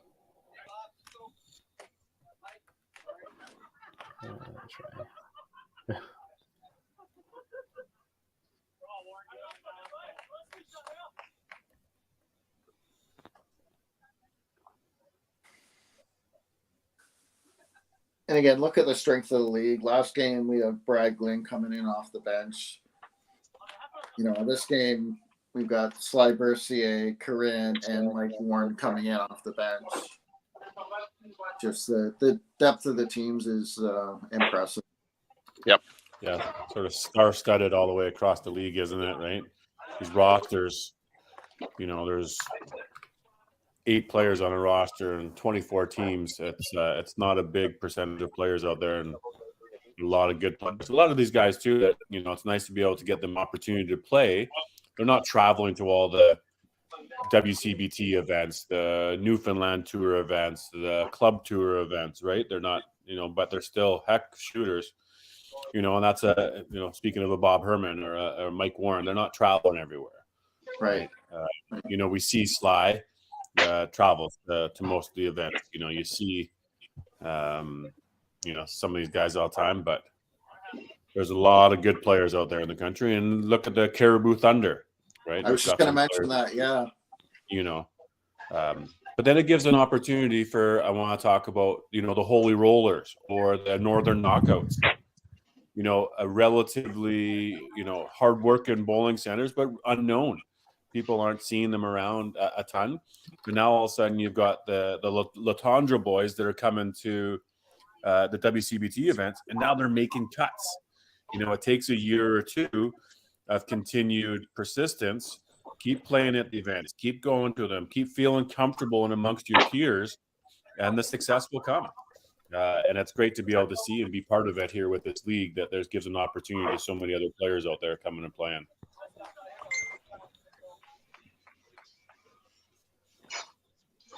Yeah, absolutely. And we've talked about, and even I think they've even mentioned it, like you mentioned the Holy Rollers. Like you see Robert Tompkins going down to Calgary and having the best match play record in the finals and coming within a couple sticks of winning the thing, right? And the experience everyone gets in this league certainly helps. Yeah. We know Alberta as a hotbed for bowling, and Edmonton gets lots of credit, of course, and rightfully so, the national titles and the players that we're having. But from the next standpoint, you got a Calgary that's got a strong group, and then you go to the Central they've had the strong groups, the Greg Gigliaks, the Blair Pizzies, the Gino Zbars, the Kerry Kreitzes, the guys that have won a couple of titles.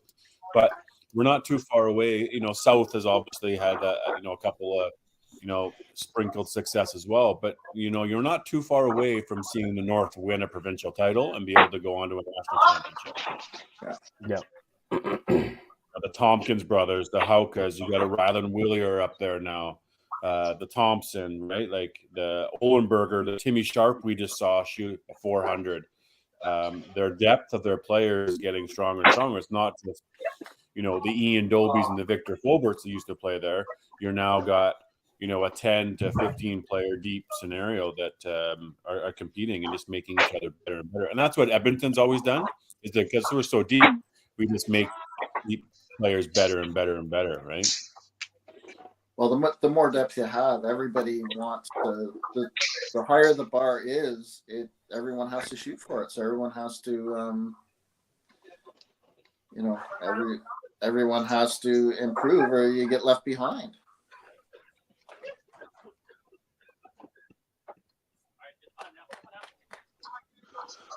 Certainly having a little bit of struggle here with the Lumberjacks scoreboard, hoping to work on it. I know our tech guys in the background are working hard on it. I know the people at the center are working hard on it too. Yeah, Stefan, you want to give us a rundown of the scores, actually, if you could? Yeah, I think I'll have to do this manually. Yeah, Stefan, your camera that we can see you is always very clear. I wonder if you can somehow point it at the thing, and then we can just sort of highlight your computer. Yeah, let me try to figure this one out here. I can grab it. But...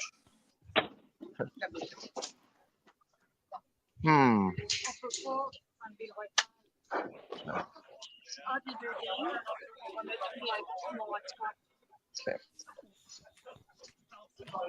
I can at least give you a rundown. Unfortunately, I'm on my laptop. So as far as the game goes, so Isabel's at 127 with a spare in the ninth. Matt with 156 and a double. JF with 195 in the ninth. Screenshot that there, yeah. Yep. Yep. Okay, with 182 in the ninth, and then Slide working on a strike here and a double. So. Actually, Stefan, can you turn off your camera? Just in the chat here. You keep your voice on, but okay. Maybe that'll give us a little bit more bandwidth on their end.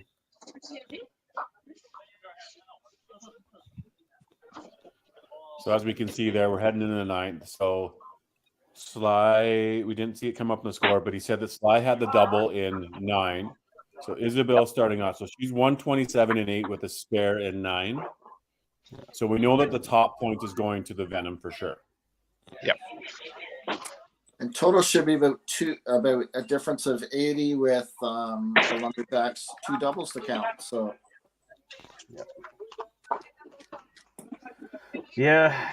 Oh, come on now. Yeah, Matt Leonard had a double in the 2 hole, and then Sly had a double in the 5 hole. Yep. Both cameras are still frozen. So 177 for the first game. 177. 170. Yeah, just keep us ball for ball or something, or just Stefan will lean on you to start telling us exactly what's happening all throughout and total and various things. Yep. Sounds good.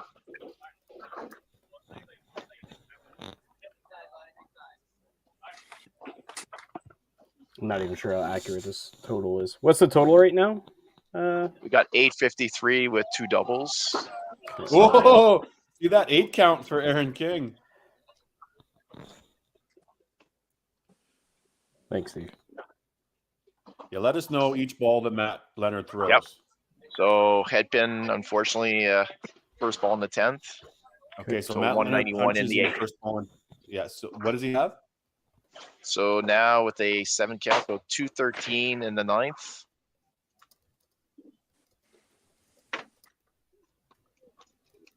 $213 and 9. So we're looking for so Jesse pocket shot. Ooh, she gets the pull. Oh, that's huge. Second match. Yep. I gotta start So doing 225 for Matt. 225 total for Matt. Thank you. What does our third spot have right now?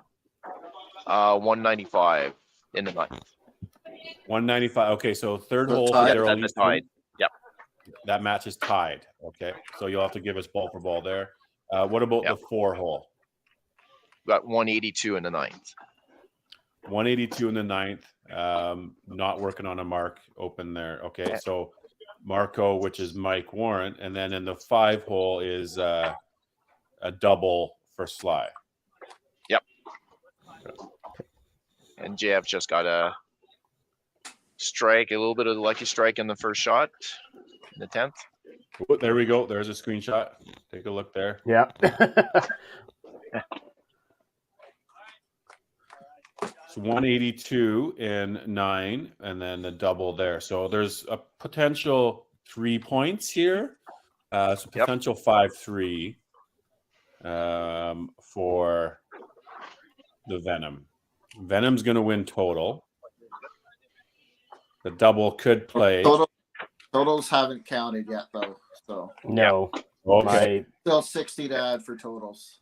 My So total is 33 not. count for JF. Yeah, so 228 for JF. 100 pin different. Good clutch shot there.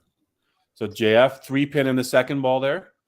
On the third ball, so 228 total. 220. I gotcha. So double 3 pin. So 220. So it needs a double here for Daryl Easton. Yeah.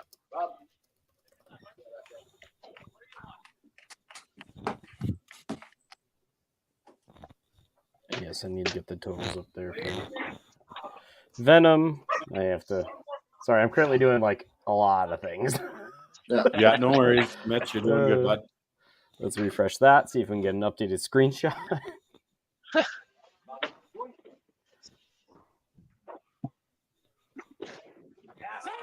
Looks good. Not the double, so he's going to need just a 3 pin. Yep. Chantel with the Or chop and 3 pin to tie. 9 or 10. Yeah, this is where it's okay to punch the middle there, Daryl Easton.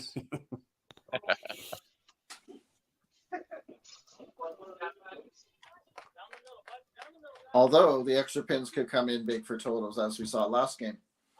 Yeah, that's right. That double down the bottom there for Sly is huge. So Chantel's 182, which is K. Sorry, get to her max 12. Yeah. And she finished off with a 202. Good clutch shots there, Daryl Easton. Not knowing what you needed, but you came through and threw all 3 strikes. Get the win. That's 3 points now for Venom. And we are And currently the 202. Okay. And with all those punches early, that's awesome for Yeah. the So he's 202. gonna so Mike's going to need a mark. Yeah, a mark and a count. That's a mark. Yep. And he throws the bomb Big to start shot. with. Yeah. Let me try and refresh that one. So 202. And a punch for Sly. And a punch for Sly, so opens the door for a potential 8-0 here. Yep. So 201, 3 pin, 214, but still going to need a mark by Bobby Herman. actually, it looks like the scoreboard is actually cooperating now. So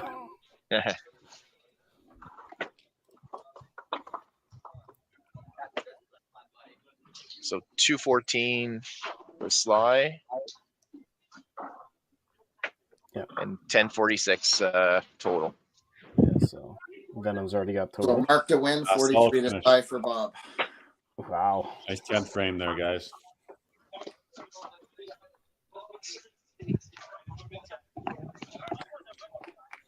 So I got 1187. Penny Mark winner here for Bob. 28-15 they tie. I think we're sitting at like this right now.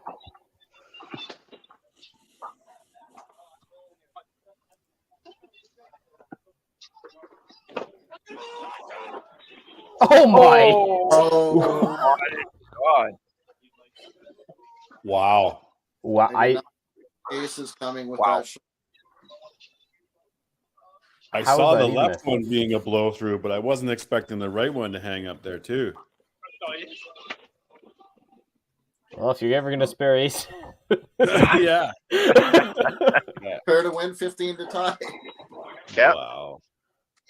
I did it in Regina against Donnie Salmon. ah,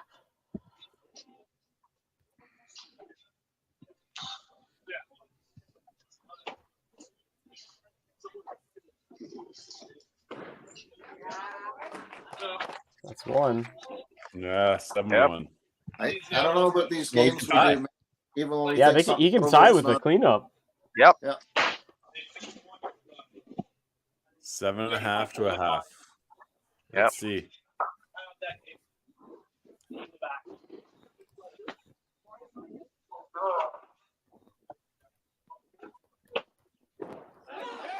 Oh my!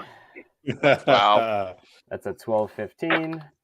You know what they Wow. say though, 8-0s aren't necessarily the best things to always get, hey? So Yeah. So we're gonna go 0.5 to 7.5. Okay, I think I got all of that. Yep. good work, Mitch. You deserve a drink on that one, tech guy on that. Oh. It's a good thing we got you on board here. Yeah. All right, we'll pull this guy out and we'll talk to ourselves. Yeah.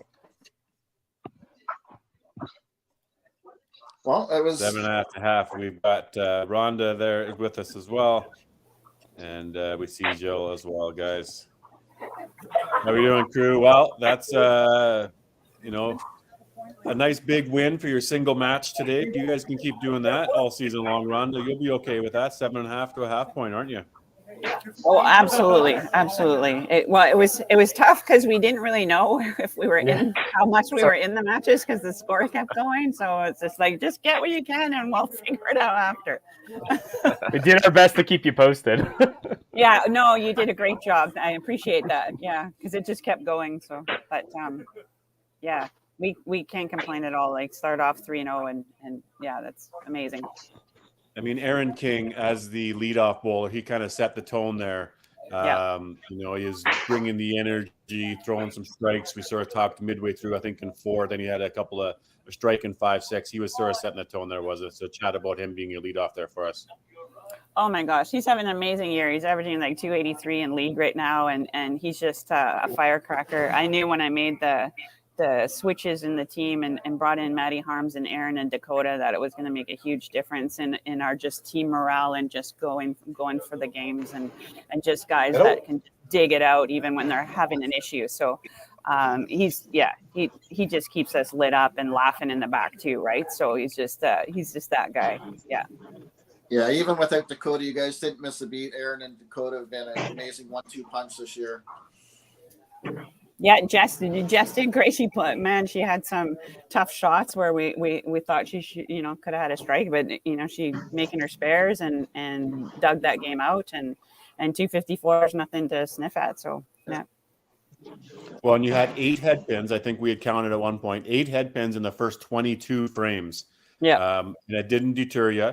No. So kudos to the team and manager and just sort of keep persevere and keep going and maybe loosen the grip or do what you got to do. But to some teams, that could just sort of send them, it's over with. But to you guys, good job. So well done. Thank you. And Jill, obviously a tough one there for the Lumberjacks. From a playing side, just sort of didn't necessarily have it, weren't throwing a bunch of strikes, and then maybe the technical difficulty starting to weigh in on things a little bit too. So maybe just chat quickly about what that game for the Lumberjacks. Tough one. Well, not exactly. That was not exactly our plan today. To your point, I mean, we didn't play very good. I think we had 2 doubles and that's it. I don't know. I felt like that we were tight, playing defensive, like my Ottawa Senators used to do at the beginning of the season. But yeah, I mean, it is what it is. Now we know where we are at, and the margin for error is basically at 0 right now. So we have to win. That's it. Yep. Let's see if we can show some character and win the next one. Well, you don't have to think about it too long. You guys are right back next game for a chance to rebound. That's right. Yeah. All right, guys, we'll wrap up this one here. Thanks for the game. Well done, Rhonda. We'll see you again next week. You're done for now. And, of course, Jill, we'll see you shortly. Thank you. Good luck next game. Thanks. All right, we'll wrap it up. The commercial. We'll be right back with the next match, everybody.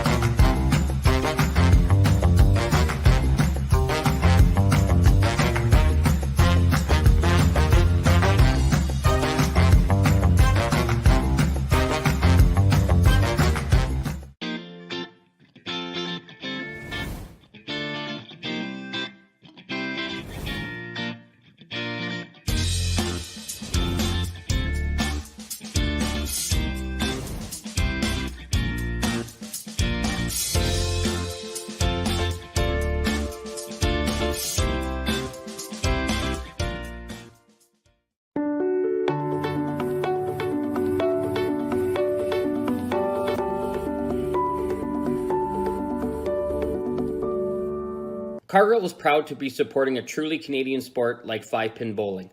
We look forward to watching some great competition from many competitors and bowling centres across our country. With hundreds of locations across Canada, Cargill is committed to helping the Canadian farmer thrive. Whether it is selling commodities, getting agronomic advice, fertilizer needs, crop protection, and marketing expertise, Cargill is here to help. So please enjoy this bowling. Thank you.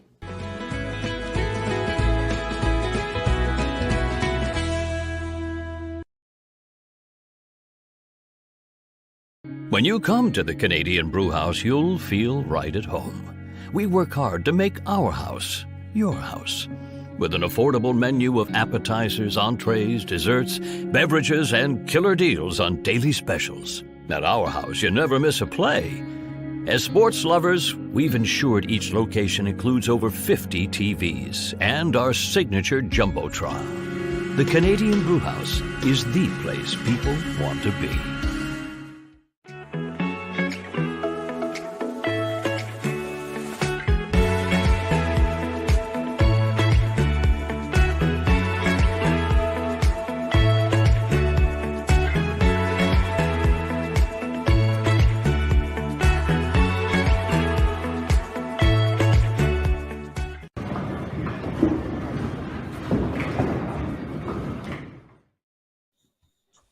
Okay, match number 3 coming up. Let's just tee it up with this little clip.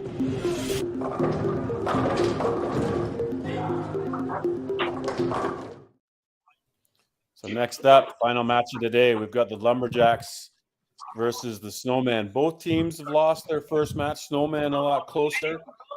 Big game, 1360, and now we've got the Lumberjacks just fighting for a little character, like Jill says, and not to stay down the bottom of the standings and work his way up into the middle. So it is what it is for the Lumberjacks, unfortunately, but they'll bounce back, I'm sure. Let's bring in big game for both teams. Try it. I was going to say big game for Black into it. Obviously, different outlooks. The Snowmen coming off a tough a loss with a 1360. Lumberjacks probably really happy they get a chance to read this off right away. Yeah, you bet. So let's just bring in Jill here. Jill, you're back in. I don't see Amanda there, unless Amanda's there with audio. Oh, there's Amanda. Hi, Amanda. Welcome back. There we go. Hello. So for you, Amanda, you guys had an hour break, and after your 1360, you probably would have been eager to get right back at it. But what did the team do for the hour? Just throw some balls, take it easy there. What's the vibe? All of the lanes are on. We've been throwing some balls, dancing, chatting, watching some bowling between the two divisions. Yeah, basically just keeping ourselves busy, talking about. We don't know what's happened in the other parties. divisions. We don't know what happened in the other division. So, spoiler alert, what happened in the second match for that Dynamite? Tell us. They clearly I was paying a lot of attention. Spoil them. What happened to the Dynamite in the last match? Well, they won. Yeah, I know they won. They started a little iffy, and then they came back and they won. And this match, we're very intrigued because they're playing PEI, and PEI has that like scoring system where they type it in themselves. So it's so cute. Yeah. Got to make things work, right? So, and Jill, for you guys, you probably would have liked an hour break, but the reality is that you're right back at it. So it's a quick little adjustment, I'm sure. Maybe up to the bar for line up some shots or burgers or whatever it is we got to do. But that's the team's doing okay. We're ready to go again.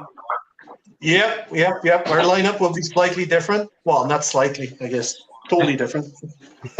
So I can give you the lineup if you want. There also, it's going to be Fred, JF, Kay, Matt, and Sly. Okay. Gotcha. Good work. And then how about you, Amanda? Est-ce qu'il faut que je annonce ma line-up en français? Oh, wow. Okay. I'm very impressed. Yeah, that's there good. You go. Wait, okay. Starting Snowman. We got Karen Armstrong in the leadoff, followed by Brandon Manziel, Kyle Young, Trevor Cook, Matt Raj, and anchor. I got Jen Devaney and Jesse Leach on the bench, and Tyson Nelson is still away playing volleyball. Still away. And I think we've just been corrected on how to pronounce Jesse's last name. It's Leach. It's not Lady. It is Leach, correct. Gotcha. Good stuff. Well, good luck to you, crew. Last game of the day. Let's have a good one. Yep, All right, thanks. Good luck, bonne chance. There we go. All right, let's do the lineups, rosters again here. Stefan, if you want to go for our Lumberjacks. Sounds good. So for the Lumberjacks, we've got Sylvain Berthier, Max Lafrenière, Matt Leonard, Fred Martin, JF Donny, Isabelle Saunier, Chantal Cyr, Karine Villeneuve, and manager Gilles Leblanc. Right on, thank you. And for the Snowman, how about we go back to you, Mitch? All right. We got Trevor Cook, Brandon Mansell, Tyson Nelson, Matthew Roddick, Kyle Young, Jennifer Devaney, Karen Armstrong, Jesse Leet, manager Amanda Devaney, bowling out of St. James Lanes in Winnipeg. Right on. All right. Well, that camera looks pretty solid. We need a little adjustment there for the Lumberjacks. Yeah, a little bit of a jumping off of the Wi-Fi and using a couple of cell phones for hotspotting, and we'll cross our fingers. There we go. That's the battle, isn't it? Across the league, sometimes there's Wi-Fi's in the buildings, there's hotspots, there's 1 week we think it works really good, and the next week it doesn't, or my computer or somebody's computer or whatever it is. But we're doing the best we can across the league. So thanks to all for doing their part. Yep. And I have yet to see somebody throw a ball yet on Lumberjacks, so I'm hoping the camera's good. Yeah. I can So see different them lineups moving. for both teams? last game. Yeah, definitely a different feel, different lineup, different dynamic. So we'll see what goes from it. Yeah, a little surprised that the Snowmen changed things up so drastically because, I mean, they lost the first game, but it was with 1360. But again, maybe just to get everybody involved. You know, obviously you've got someone named Karen Armstrong. That's a pretty good person to bring into a game. Yeah, good to have her playing. You know, it's tough to have her, you know, sitting all the time, but qualified just as well. But that was Jesse who was their leadoff last time. But and you still got Brandon and Kyle in the 2-3. There's a duo there. And Trevor's still in there, but just not in the anchor. And to get Matt Rodich in their throne as well. Yep. You know, Like Karen, we said before, as a big Winnipeg Football Bombers fan. You know, we said before, they're such a good team. All these teams across the league are good. It's sometimes surprising and hard to see these teams that aren't having the success in the standings. You know, Snowmen can throw heat. Lumberjacks is certainly one of them. You know, from a lineup perspective, it's a solid roster. But, you know, having the struggle converting that to points, you know, and winning matches and winning games. But that's somebody wins and somebody loses, don't they? Yep. And it's also the match play format, right?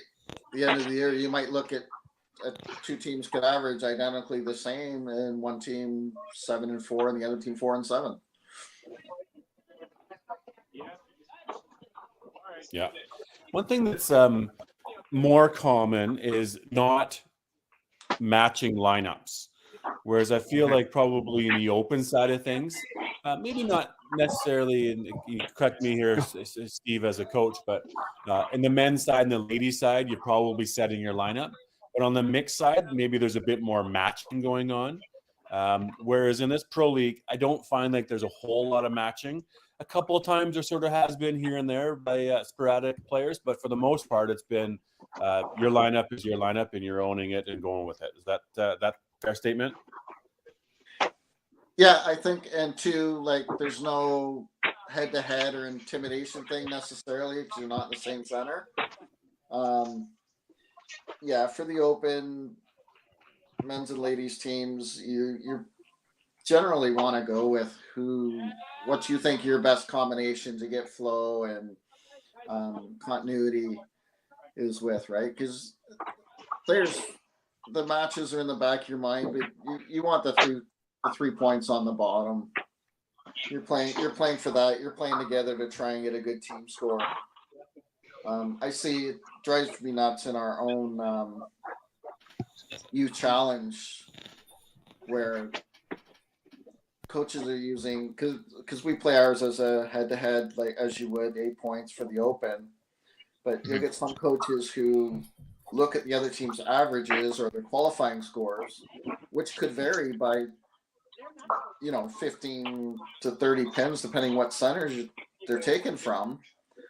And then they'll take 7 points the first game and then come up the next game and then change it based on what you put your lineup down as. And I just shake my head sometimes, because I preach the exact opposite to my young players and their parents, trying to educate them too that, don't worry about match play, because at the end of the day, someone could average 170 and win most of their matches, and someone could average 230, 240 playing on the bottom and lose all of theirs. But their scores might be better for totals.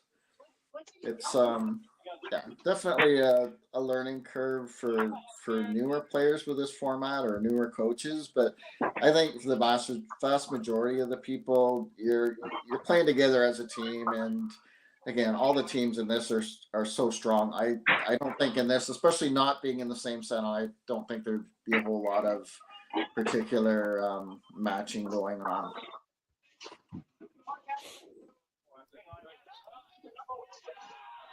Yeah.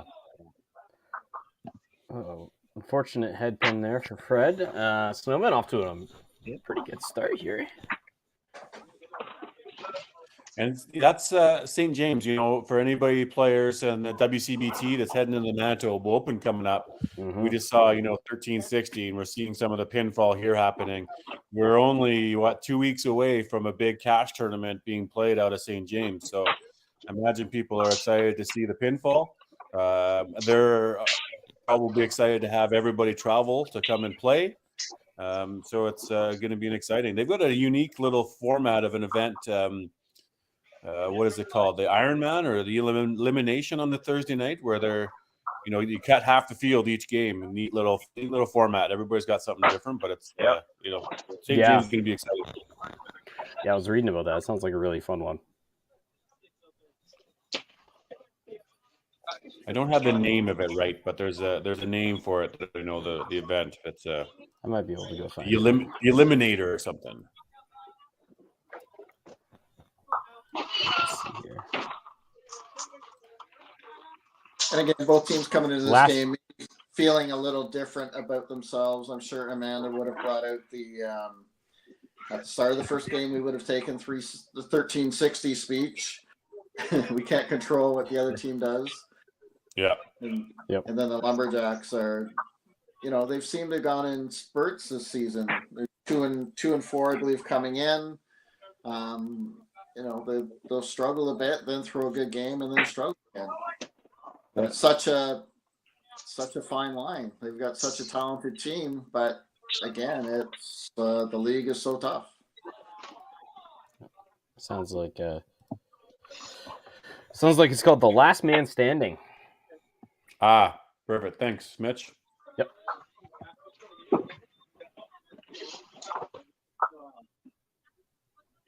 Yeah, I want to say 24 players or maybe more than that they start. And I don't know how many games they bowl, if it's, one or if it's 3 games and then they start cutting down half the field. But neat little format. They got 32 spots. Okay. I don't know if I have the details on how many games per cut.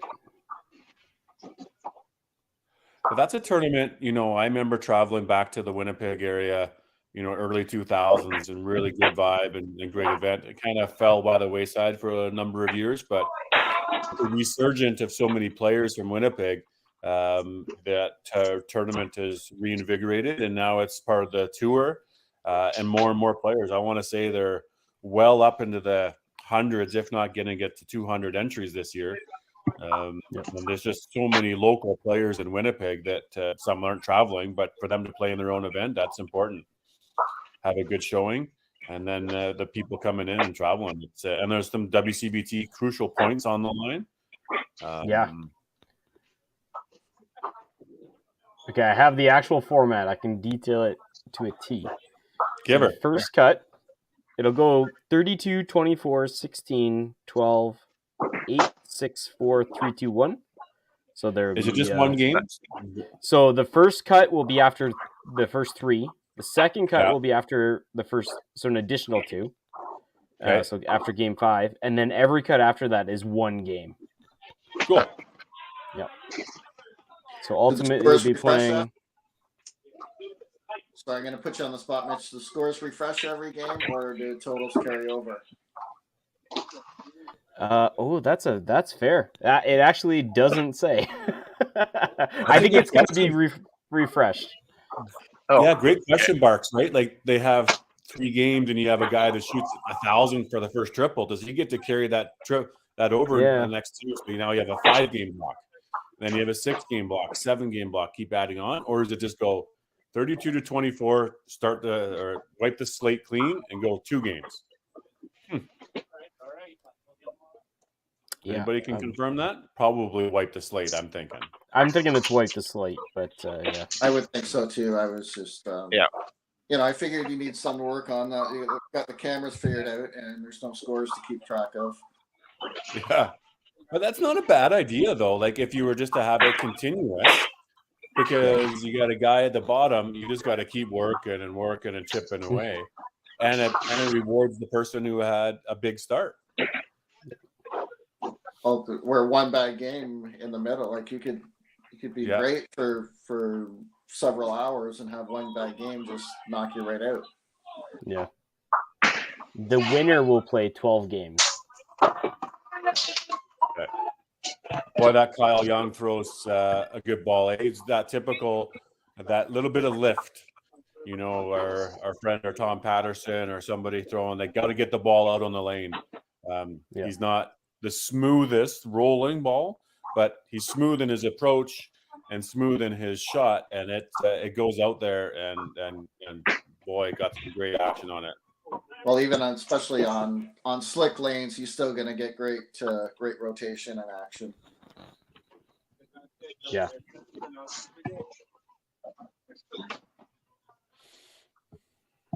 So the scoreboard for Lumberjacks is perfect.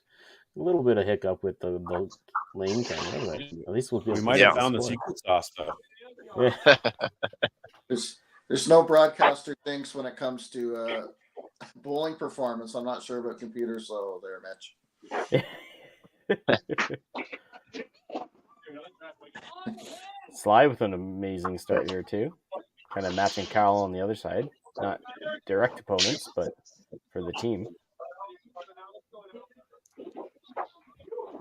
How about our Josie Brooks last week? What did she start with, a 10-bagger? Yeah. On the stream from the Revengers. It's already been a couple 400s in the league. Mm-hmm.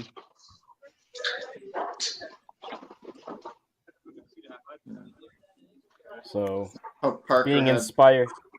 Go ahead.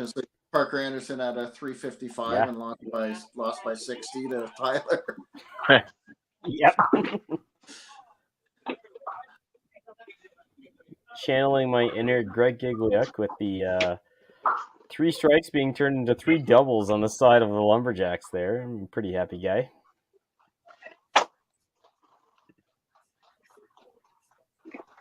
Yeah, definitely a better start than the last game for sure. Mm-hmm.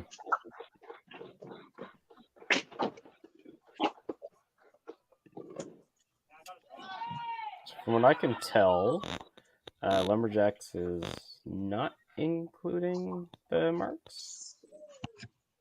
Correct. Yeah. Yep. Yes.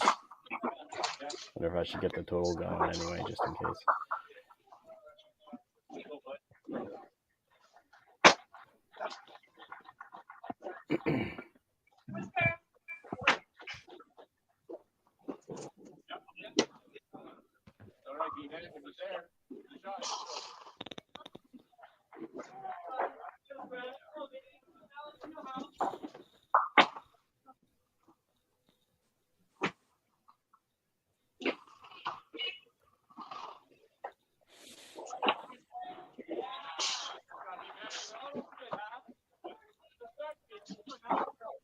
You know, one of those matches that Snowmen, probably knowing that the Lumberjacks want to come out and throw a monster, they've got to be, focused on their game and their shot to not allow the slip up.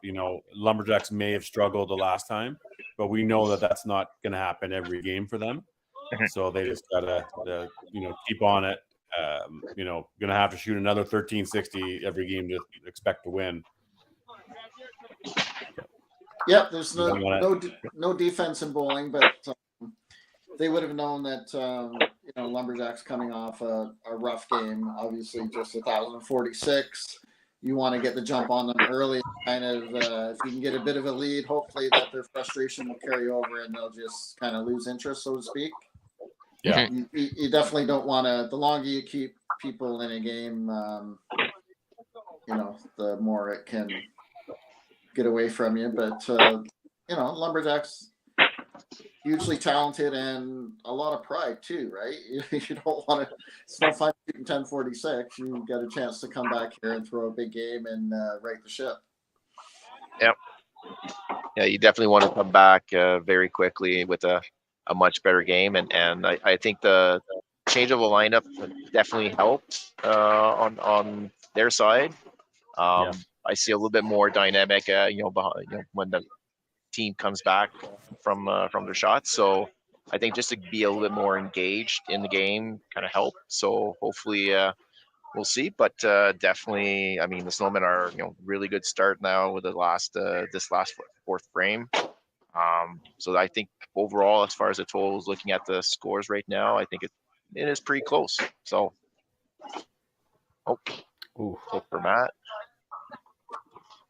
And you mentioned with the lineups there, Stefan, like the sorry, I was distracted there. I was like, please don't touch the camera. Turn it into some fourth frame break acrobatics or something. With such a large roster, and you want to keep everybody involved, but it's a fine line between coming up with the right mix and keeping that continuity from game to game. And it's like you said, to keep the team engaged and want to make sure that everybody's in there. Sometimes, you just need to have a little bit of a shakeup and just to say, hey, team, like it's not always going to be the same thing. Like you need to make that change and kind of shake up the team a little bit. And you could see that the team just before the game had a little bit of a pep talk together just to say, hey, that we have to start and right now because there's only X number of games left for their season. So it has to be, start up right now. Yep. Ooh. Just like that. Well, Sly definitely got the message. Yep. Well, I think he's seeing Kyle on the other side, like, okay, well, I don't have a choice here. Yeah, somebody's got to do it.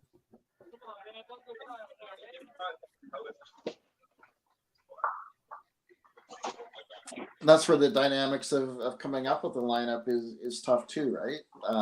Yep. Sly's such a great leadoff bowler. He throws a lot of strikes, brings a lot of energy, but then the team's struggling, and he's also such a great steadying influence to put him on the bottom.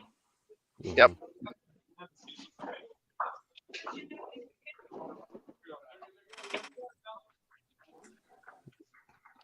Fred actually turning up the heat on that top match here.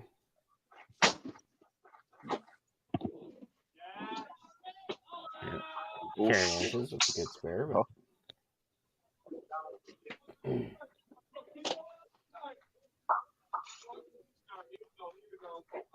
Oh, we're seeing a switch here. So Chantal is going to be coming in for JF.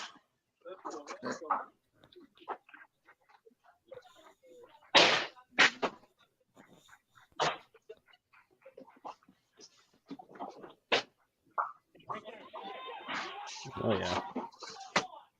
That's a big shot for Brandon.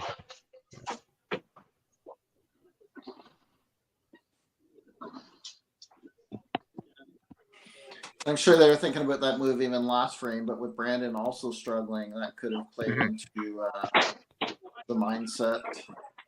But you never want to let the other team figure it out and get a jump on you.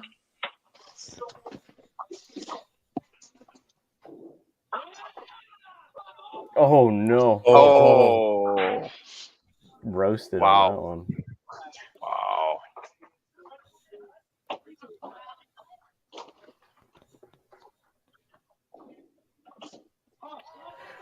He's missed, he missed every right. So We're cheering for you too, Kyle.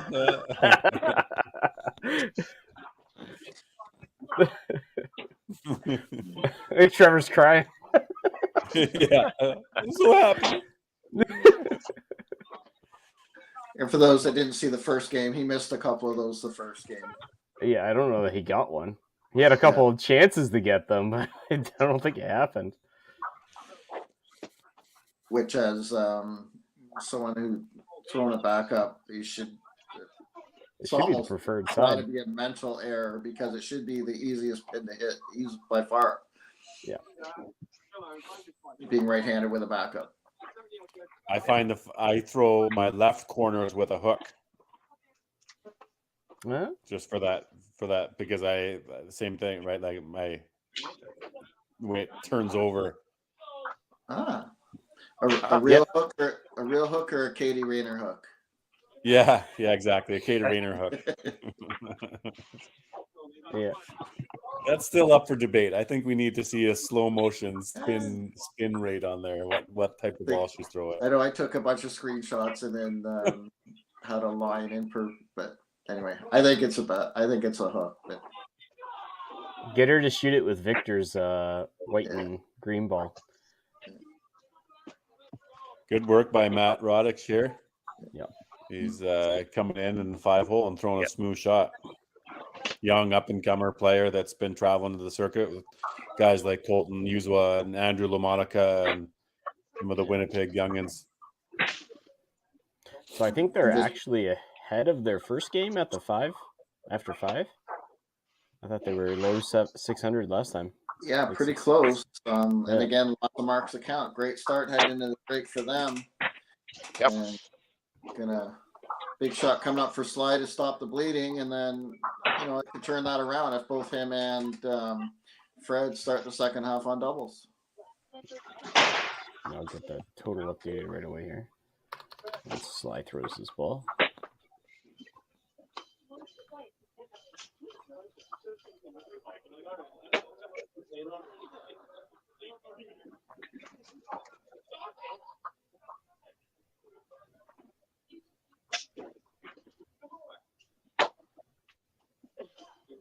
Oof. Well, we heard it from Stefan's side, but Yeah. Yeah. As we head into commercial break here, guys, shortly, I am just going to take my moment here. This is where I'm going to bow out. I'm going to get ready for my couple of back-to-back soccer games this afternoon. So I trust you've got a good crew enough. You can handle the finish of this and wrap it all up. DB, we're done. That's it. Yeah. We can't stream anymore. You're gone. Yeah, been a pleasure working again alongside. I'm sure we'll see you again next weekend. So we'll go to a commercial break and we'll enjoy the rest of the matches, guys. Yeah, take care, DB. Sounds good. There we go. We got the 160 there for a 574 total. Yep. With that one All right. double running for Fred. Good luck, everybody. Have a good Sunday.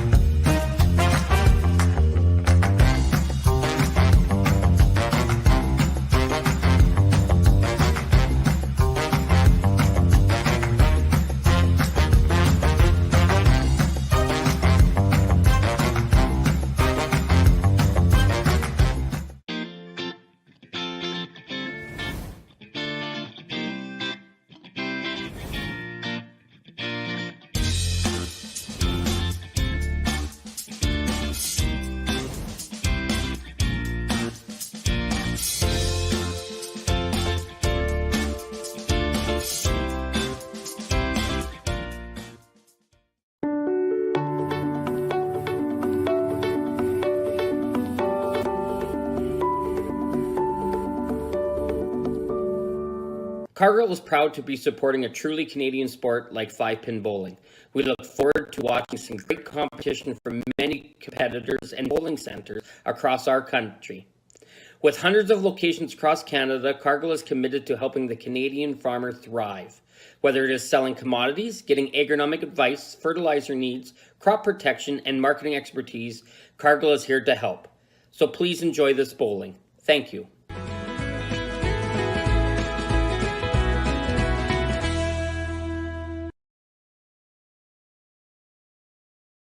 When you come to the Canadian Brewhouse, you'll feel right at home. We work hard to make our house your house. With an affordable menu of appetizers, entrees, desserts, beverages, and killer deals on daily specials. At our house, you never miss a play. As sports lovers, we've ensured each location includes over 50 TVs and our signature Jumbotron. The Canadian Brewhouse is the place people want to be.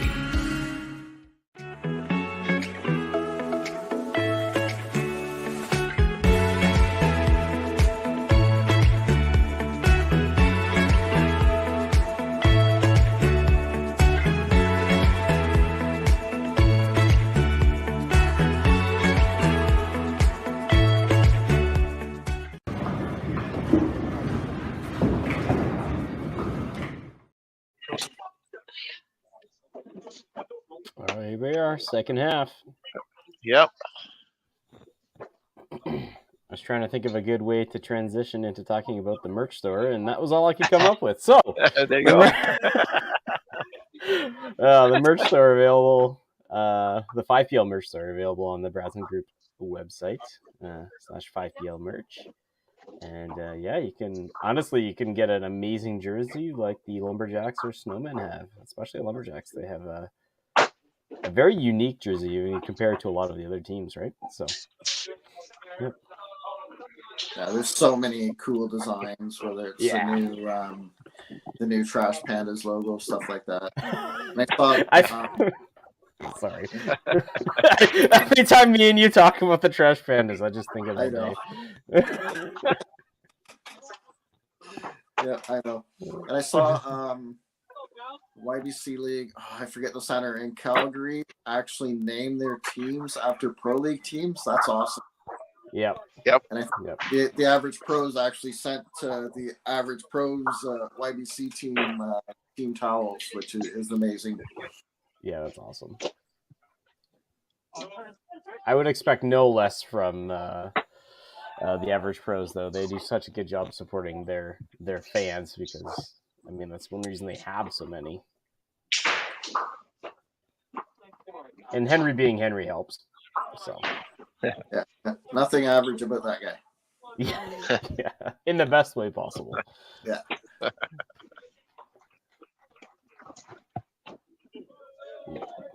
Cal Young not liking that commercial break. Karen and Brennan did, though.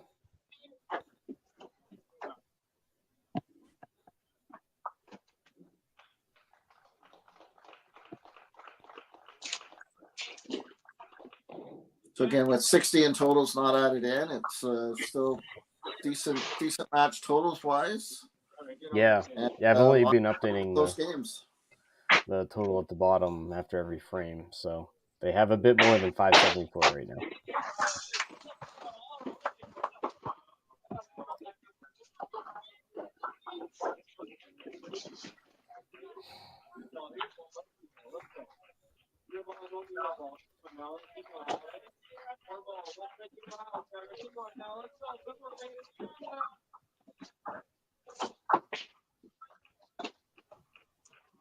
Oh yeah, great ball by Matt. Good job. Yeah, good job by Matt. Trevor touches the corner to knock it down.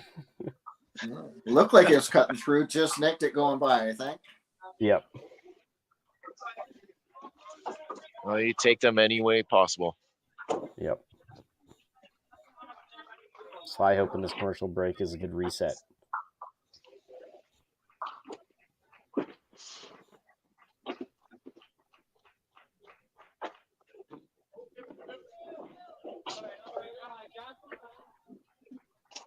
Nope.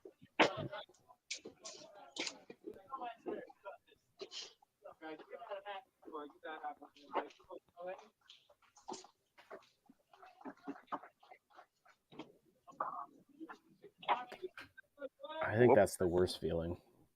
Doing 3 and then hole. In the hole. Yeah. Especially on a strike. Yeah. On a double. Yeah. And then you just force the other side just to get some points.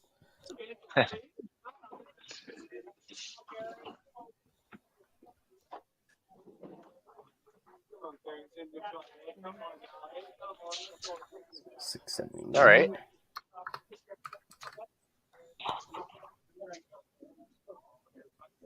For those who watched our first match today, the Rock and Rollers were without Katie Wells and Courtney Lucas, who were playing in their open provincials. They have their own separate roll-off for the ladies for the whole province through 12 games of 16. Courtney's in second and Katie's in third, both trailing only Megan Gallicano. Wow. So Megan's averaging 274 through 12. And Courtney's 266 and Katie's 256. So all the women up in on the East Coast there playing very well. Pretty good scores there. Yeah. So Fred with the hand bone.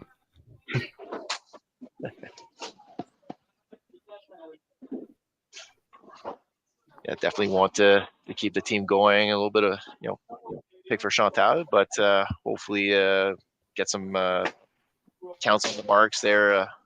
Previous frame. Yeah. Keep the momentum going because definitely see a couple of strikes here on the Snowmen side. Yep. Good Brandon's shot. winning it. Yep.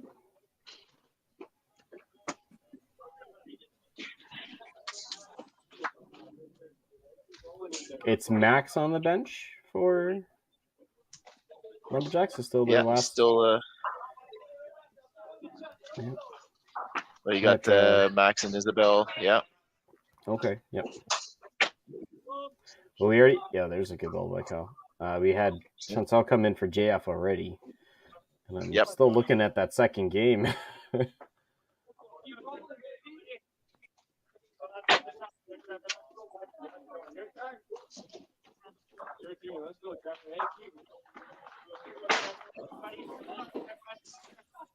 Ooh. Bit quick. The 3 plague is affecting both teams. Yeah. Trevor with a bomb.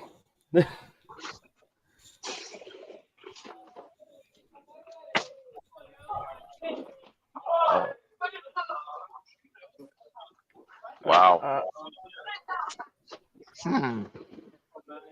Did that end up being a 10? Oh, the other way. Yeah. Yeah. Wasn't sure which way that was going. Yeah. From what I could see, I thought it was picking up the corner with the string, and it was a spare, and everybody's like, "Well, what's going on?" Oh, it's the other corner that stayed up. Yep.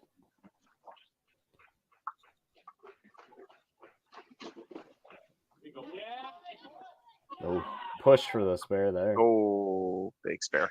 Yeah. Another good frame for the Snowmen. Yeah, I was going to say, we're really loading it up here. Power chop for Matt.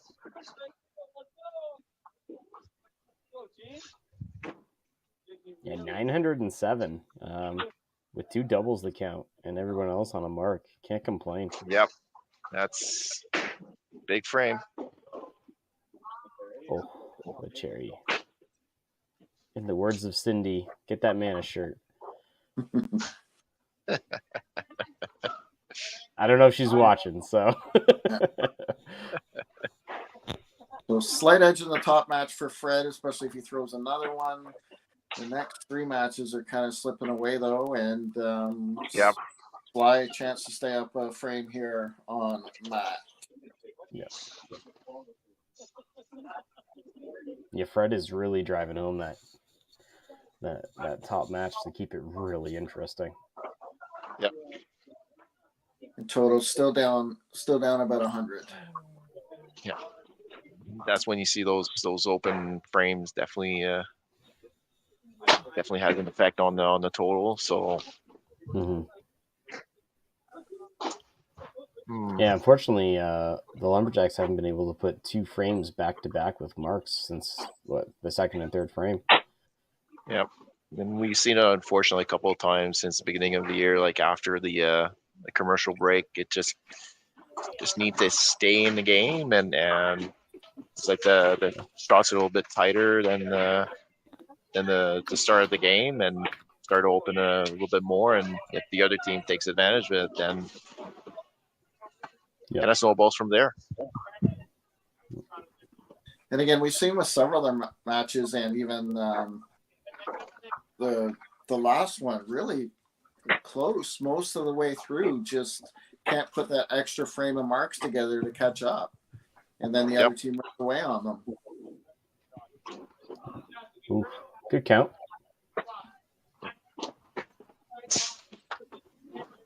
I can see the ball going, and this was like slow motion frames there. Yahtzee for at least the scoreboard is the better. scoreboard is perfect. It's fully updated. It's good half by Karen. Yep. If we see the scores, we can make up the rest. So exactly, yeah. Oh, there we go. Shuts out. This is the frame.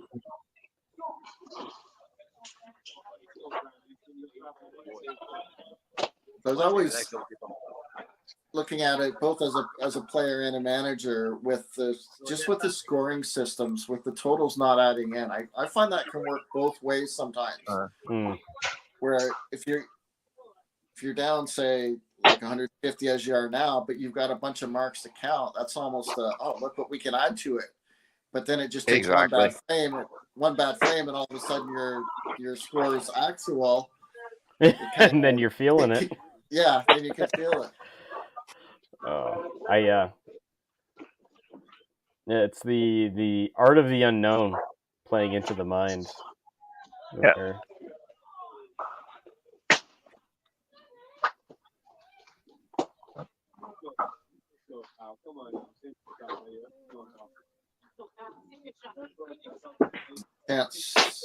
Chance for Kyle to freewheel here, both in the match and for totals. Mm-hmm. Yeah, those couple opens for K. Power chop. Wow. Honestly, I didn't think it was going to be a chop. So that just jumped. But even Trevor had a couple of those the first game, and he doesn't throw nearly as hard as Kyle does. Yeah, Amanda said that actually every head pin he threw turned into a chop, except the last one where they could have won them the match. Well, that sounded like Yeah. I think Kyle's getting that pin put back up. Yeah.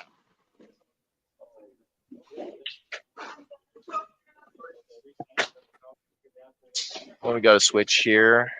So Isabel's going to be taking on the Matt's position. Finish the game out. Yeah. One of those instances, we're going to finish the game with 3 ladies on playing. Yep.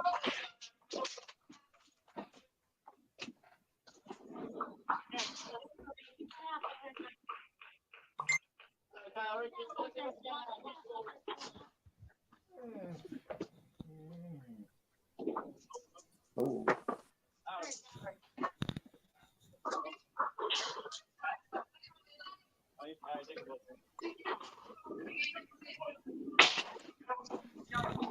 Yeah.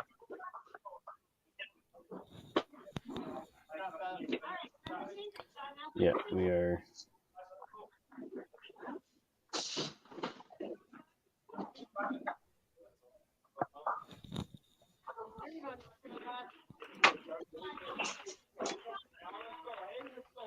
Again, big frame on it. Every frame on a doubles just makes such a difference, right? Trevor, a chance to run away here with a good shot, and if he opens, you kind of will leave Isabel hanging around. Yeah, great ball by Sly on the other side, though. Yeah, big strike for Trevor.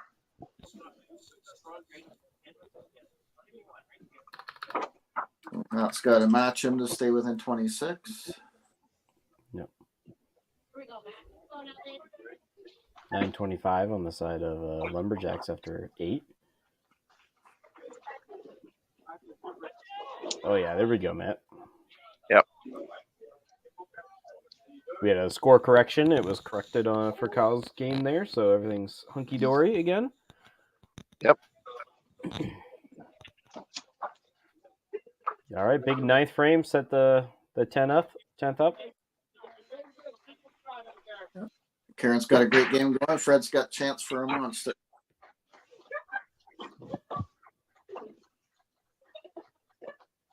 Okay, well, that was a balk. Okay. Okay. I was like, was that okay? Yeah. Didn't know. Yeah, no. There's no ball thrown. After last game, we weren't sure. Yeah. I didn't want to say anything. Okay. It was just for show.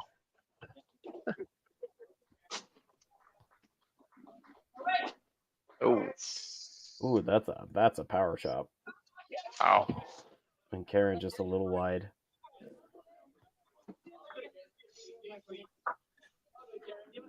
And we talked briefly about Max earlier there, Stefan. We got cut off with the commercial break, but yeah, it's unfortunate going through issues with his shoulder. I mean, he's going to be too proud to say it's a real issue, but he'd come on. He was always a really good player, but had two just dominant years, the national singles title in Newfoundland and that classic match against Weber. It's unfortunate to see him have to go through this now. Yeah.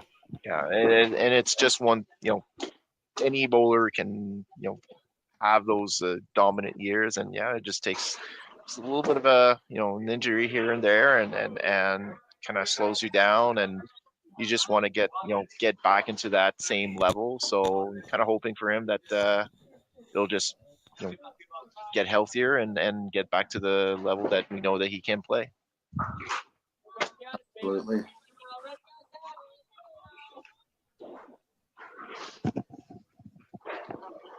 So Brandon with the last 4 frames really helping him pull away in that game. Yeah. He had a little bit of a slow start, but definitely found his groove. Yeah.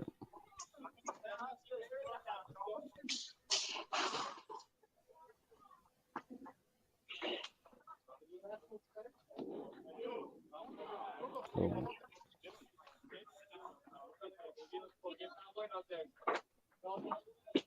And you see those last 2 shots by Kyle, and he's been throwing really, really well. It's hard to turn your brain off sometimes. You a touch quick or pull the first one a bit. You don't want to over adjust. It's like just put that ball behind you and come back with a good one. But you're, psychologically, you feel like you've got to do something different the next ball. Yeah. Sometimes you just have to let it go and move forward to your next one. Say that one didn't even happen. Let's move on. Sometimes you just have to look at your last throw and just be like, I just did a bad job. And I shouldn't try to change anything or that looked like it was down to me. Yeah, it was really was close. before the Almost shield. identical to the last time. Yeah. Just trickled it going by, but on the other side. Because it was moving, and I guess it twirled its way down.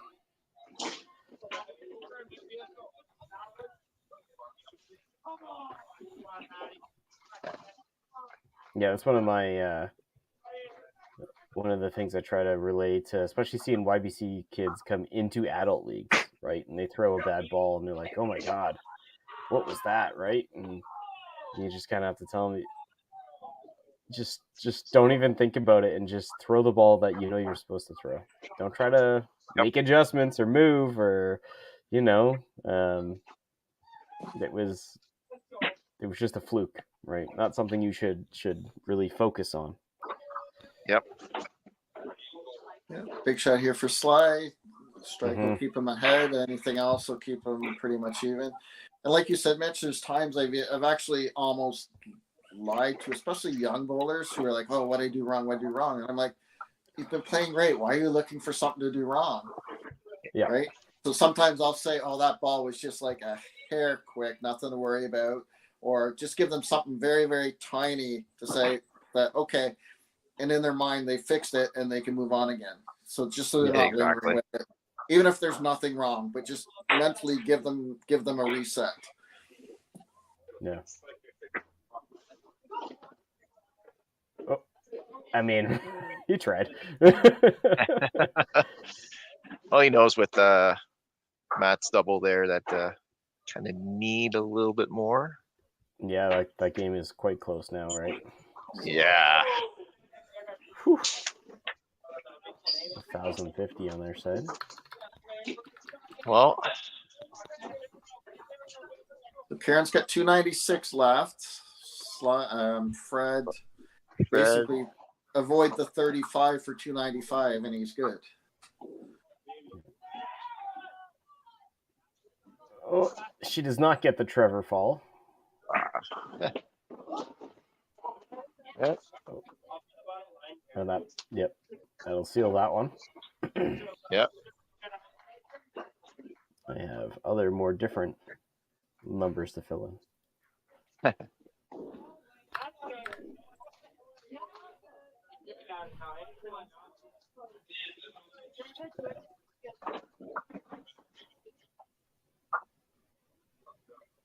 So solid game for KFA. Stumbled home a little bit, but 266, solid.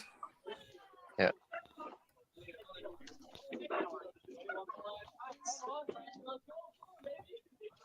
Yeah, nothing wrong with 266. Just Fred comes in and gives them a spark with 315. Oh. Yeah, I can see the pin going. Spoke too soon. Putting them at 1,093.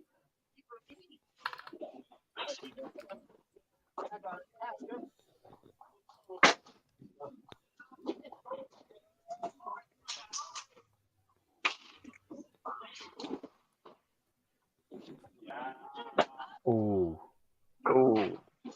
That's. I mean, the game's over, but.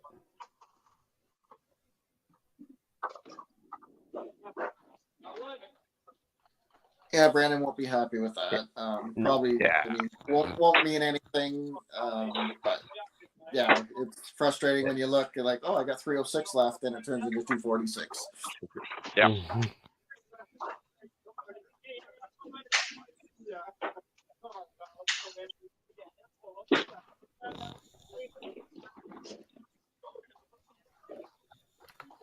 We got an 1108 on the side. And then let's take that one. Just waiting for that bottom match now, pretty much. That's pretty much it.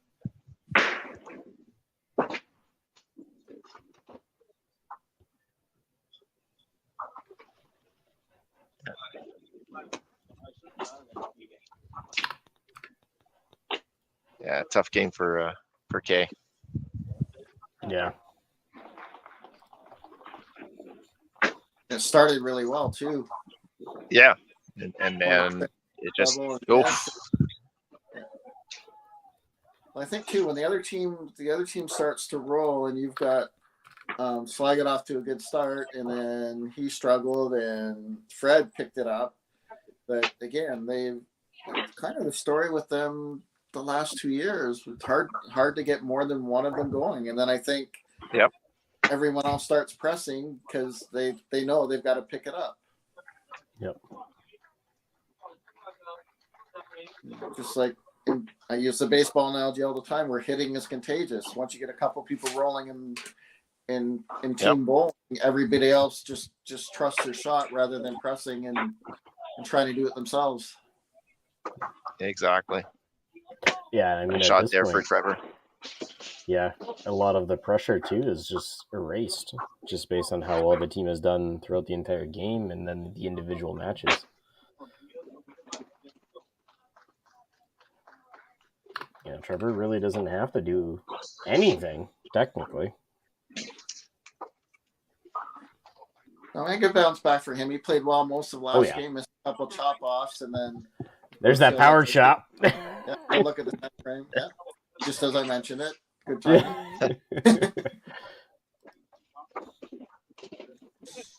So Sly looking to put some pressure on Matt here on the bottom.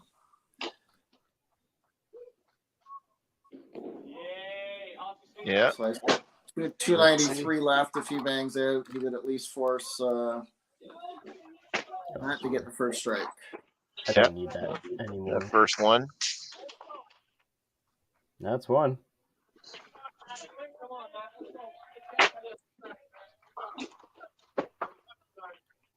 We can give the 3 points over to the right side for the Snowmen. Great day for the Snowmen, though. Oh, that looks good. Yep. Oh, yeah, big shot. Yep. Yep. Got the second one.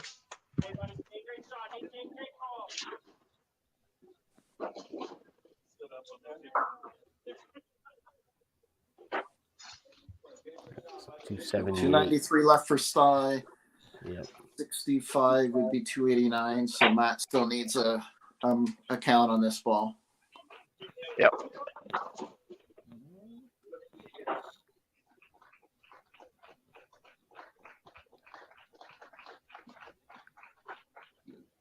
Oh no. Oh. I was thinking it in my head. I don't know if that was my fault or not, but We'll chop off the win for Fly here. Yep.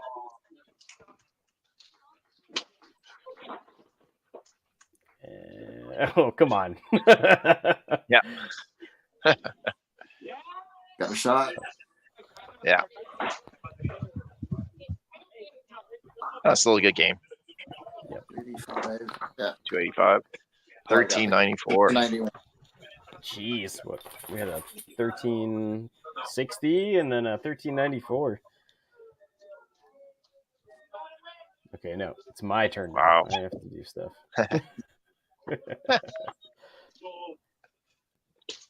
All right. Wait. How do I go like that? There we go. So great bounce back from the Snowmen. They, like I said, they lost a tough one the first game, but 1360, as we said, played really well, even though they lost by 4. Came out blazing. Again, they had more than one person going through the whole game. Unfortunately, the Lumberjacks, Sly got off to a good start, and then he struggled for a couple frames. Fred picked him up, but nobody else could really get going. Exactly, and that's when you see it's definitely a team game. You need more than the 1 or 2 people to just get going, and that's it. I mean, if you only play at 2 bowlers at the time, the other team just picks up 4 or 5 bowlers go into the game, and that's it. So goes lights out. Yeah. Well, let's get Amanda in here. I'm pretty sure she's happy after that one. Yeah, Snowmen came to play today. What did we say? It was championship Sunday here in Manitoba, and we were just excited to be a part of it. So back-to-back 1360 pluses for us. Team rallied nonstop all day. 2 games, no pulls is not something I'll ever complain about, right? Like there was no chance. Like again, there was a moment in that game where I looked for a pull, but I didn't need it. Like obviously they came back and it's always a good feeling as a coach, either when you made your pull and you don't have to worry about another one, or everybody's rolling and you don't even have to worry about making one. Yeah. Nice to see Trevor bounce back too. I know he struggled at the end of last game and probably put some of the onus on himself for that sure. loss, but he came out flying, and KFA up gave you guys a spark even against Fred's 300. For sure. She's a great leader, great energy for the team up there. A little switch to the lineup with putting Trevor in 4, but Matt performed amazing in anchor. Again, barely lost that point with Sly, and Trevor played well in 4 with a little bounce back from that last game. Yeah, no, obviously a great 1360 and 1394. You guys probably couldn't have asked for much more than that. And Jill, another tough one.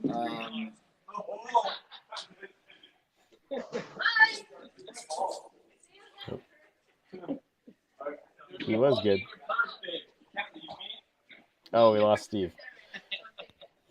Yeah. Steve, yeah. Your audio is out, bud. he'll reconnect. So yeah, unfortunately, the last game was better. but didn't go the way we wanted to, right? It is. It is. Yep. Yeah, we get Steve back in there. Short and sweet. Short and sweet, yeah. Here, Steve, are you good? Yeah, so Gilles, it's all good. But Gilles, you try to a little bit of a different lineup to see they get the team going. So is that something you'll have to take a look at for the next couple of games? Yeah, well, Buck, it's a tough one. We've tried so many combinations in the last 2 years. So, I'll look at the stats and see what we can do to improve. We have 3 games to go. So, so we need all of those points, see if we want to make the playoffs. So, Yep. Yeah, there's not much room left before this game. Tough league. You never know what you're going to come up against. Yeah, and as we talked about with the rosters, it's so hard to get everybody involved and playing and get the continuity from game to game, week to week. Yeah. Yep. And to Amanda's point, I mean, the league is strong too, right? So, 100%. We got beaten a few times, with 1,400. Again, that was closer to 1,400. So, I mean, kudos to those. I mean, it's strong, good caliber, and this is what you expect from a league like this, right? So, it is what it is, and we've tried. Yeah. Yeah, 100%. Yeah, I mean, overall though, Snowmen having I know we have a 1 win, 1 loss, but your loss was at least close. I mean, it was close, and in points wise, 5-3. It's about as good as it gets for a loss. So yeah, and even close in both senses. yeah. So almost lost as many points as we did lost our total by. yeah. Well, I want to say thank you to everybody, Gilles, Amanda, and of course the other teams who have played, coming out on the Sunday and playing. Yeah, and thanks to the 3 of you. I know it's I know that your paycheck is not probably similar to the NHL, so kudos to your work and your, because of people like you, this league can exist. So kudos to. For sure. Thank you for dedicating Sundays to watching us and talking about us. So it's fun enough watching anyway.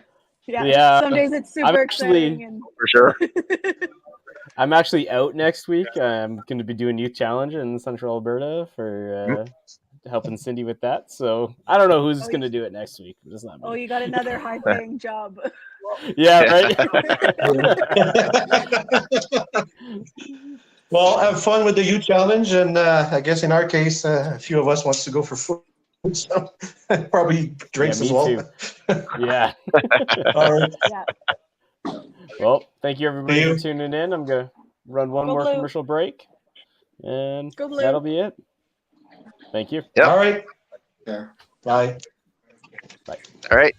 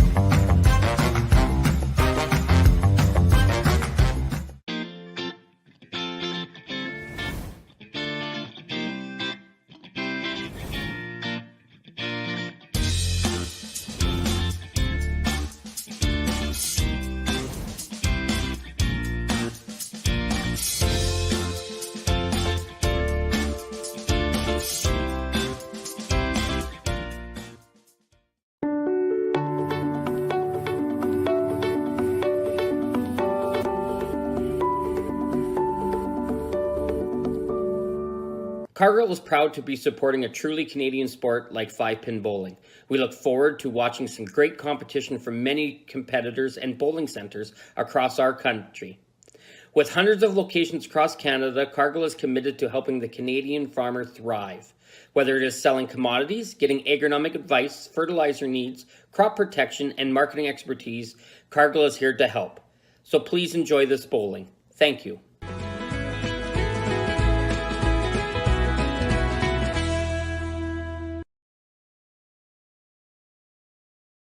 When you come to the Canadian Brewhouse, you'll feel right at home. We work hard to make our house your house. With an affordable menu of appetizers, entrees, desserts, beverages, and killer deals on daily specials. At our house, you never miss a play. As sports lovers, we've ensured each location includes over 50 TVs and our signature Jumbotron. The Canadian Brewhouse is the place people want to be.